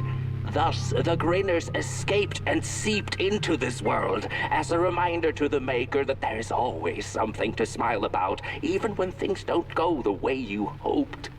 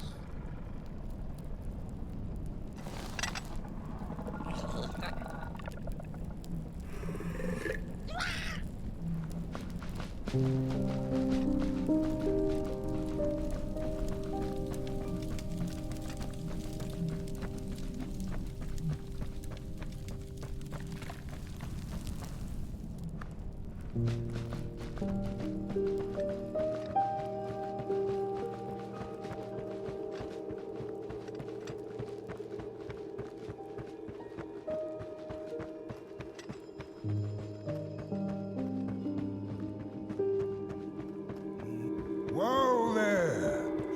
You look like you're about to move a mountain. That's what I get for trying to get in the way of a flame and its destination. Let him walk his walk. Ain't nothing gonna stop him now, looks like. Fairly well now, Burnt One. You're going to Moon Mountain, and that walk is for you alone. You have a tough decision ahead of you to make, just like the ones who came before. But they're all long gone. In the end, all there's left to follow is your own heart.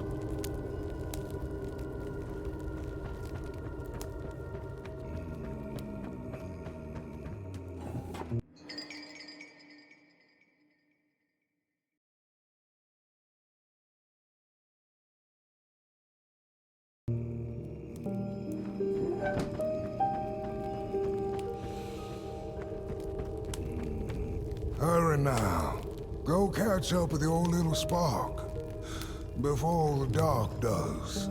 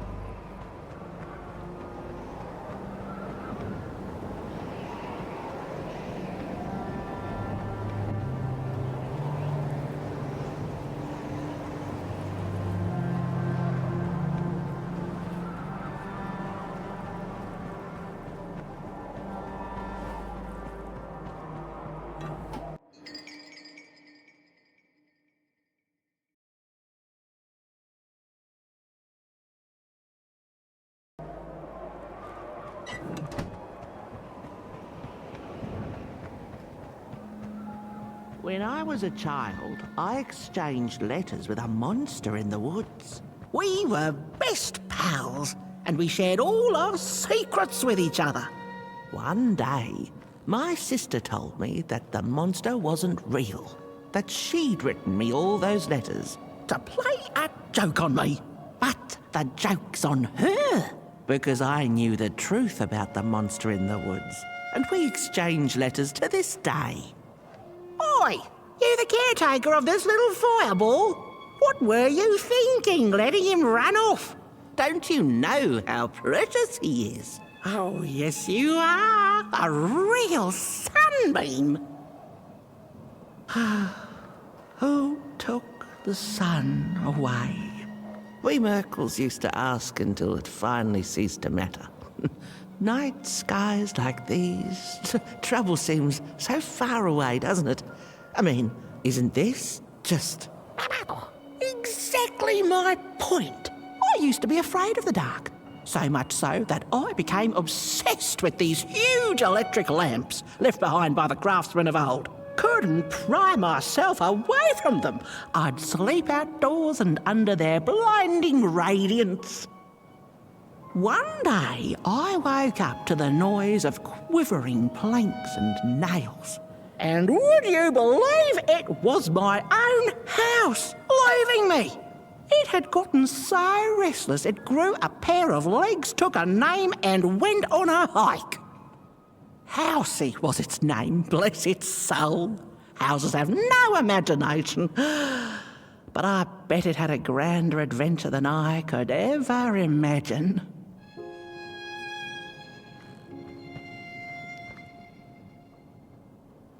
This little flame is your home, burnt one.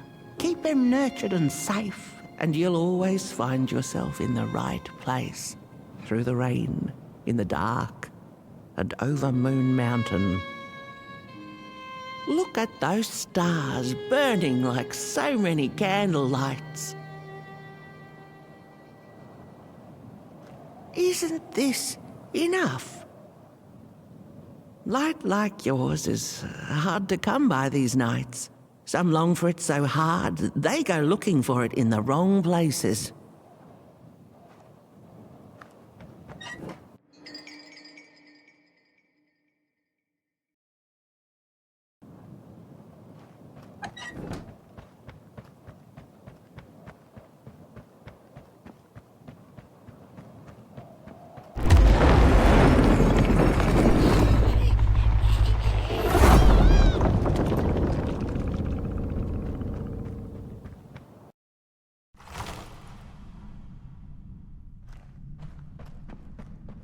What is the dark?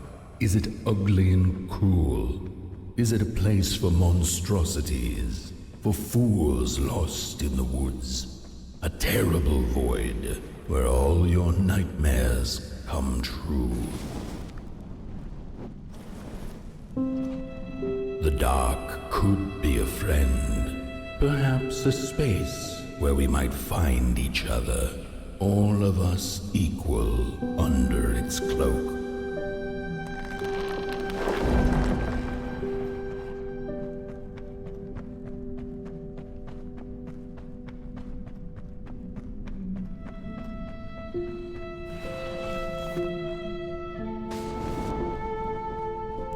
The dark could be an embrace and the release of the old, like taking off a tight shoe, laying bare one's feet and taking a first step onto a new adventure.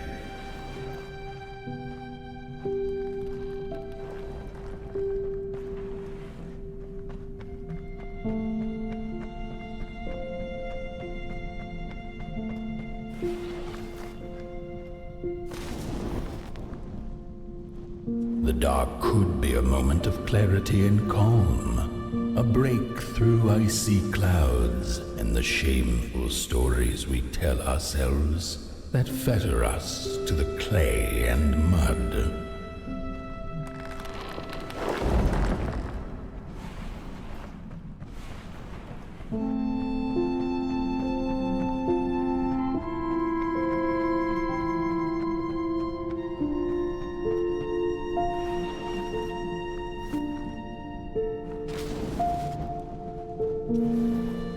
dark could be the space and time that we need to recover from the death of a dream and the quiet promise of new beginnings waiting on the other side of grief.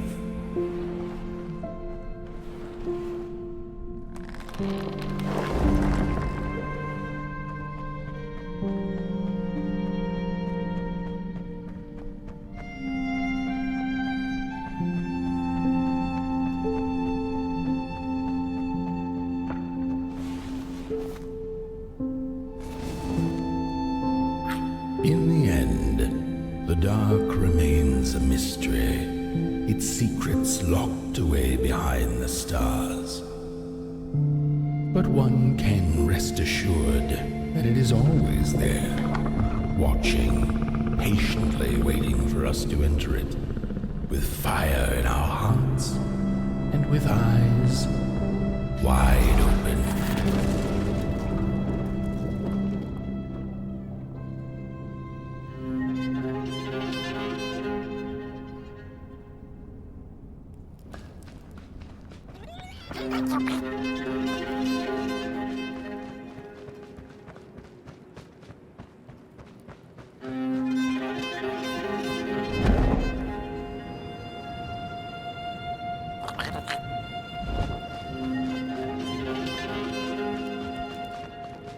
You've arrived. Hark! Your fire is dying, but the last embers will light the final fireplace and send your potboy home. Can you do what you must? Naturally, you must.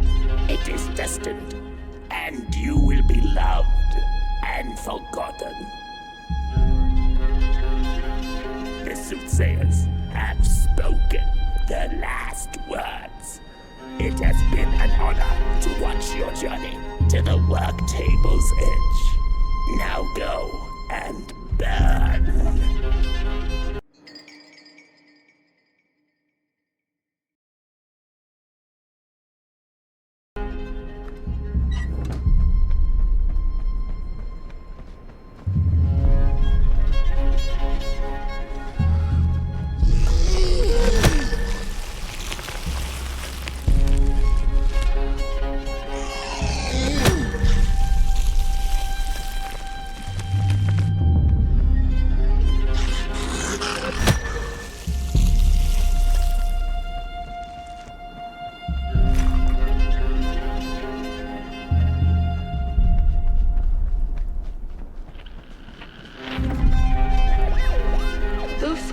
Two-legged beings did prosper under the first sun, but it didn't matter how much they bathed in its light. They craved more.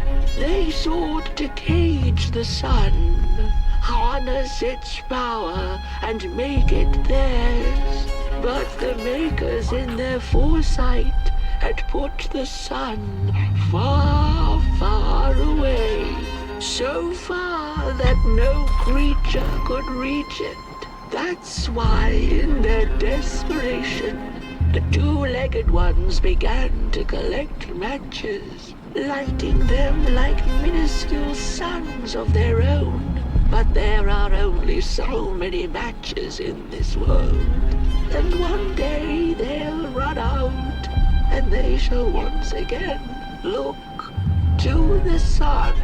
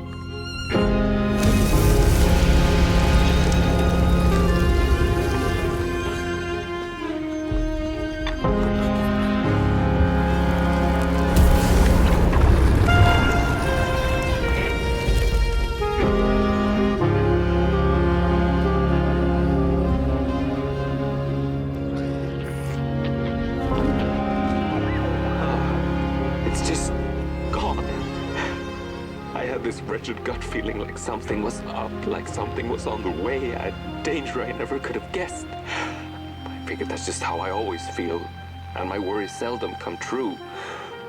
And now here I am, and I have been for some time now, and it just won't come back. I'm thinking, while I had it, I didn't know what to do with it, how to care for it, enjoy it.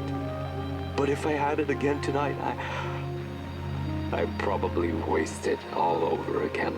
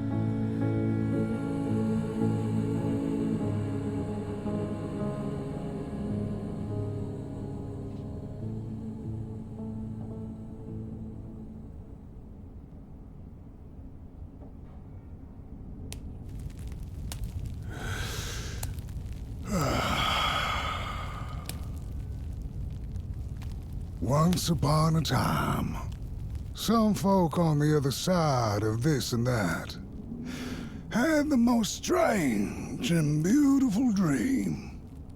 I hope that tonight you caught a glimpse of it, and I wish you the levity and grace to smile in the darkest of times and on the way down your midnight walk.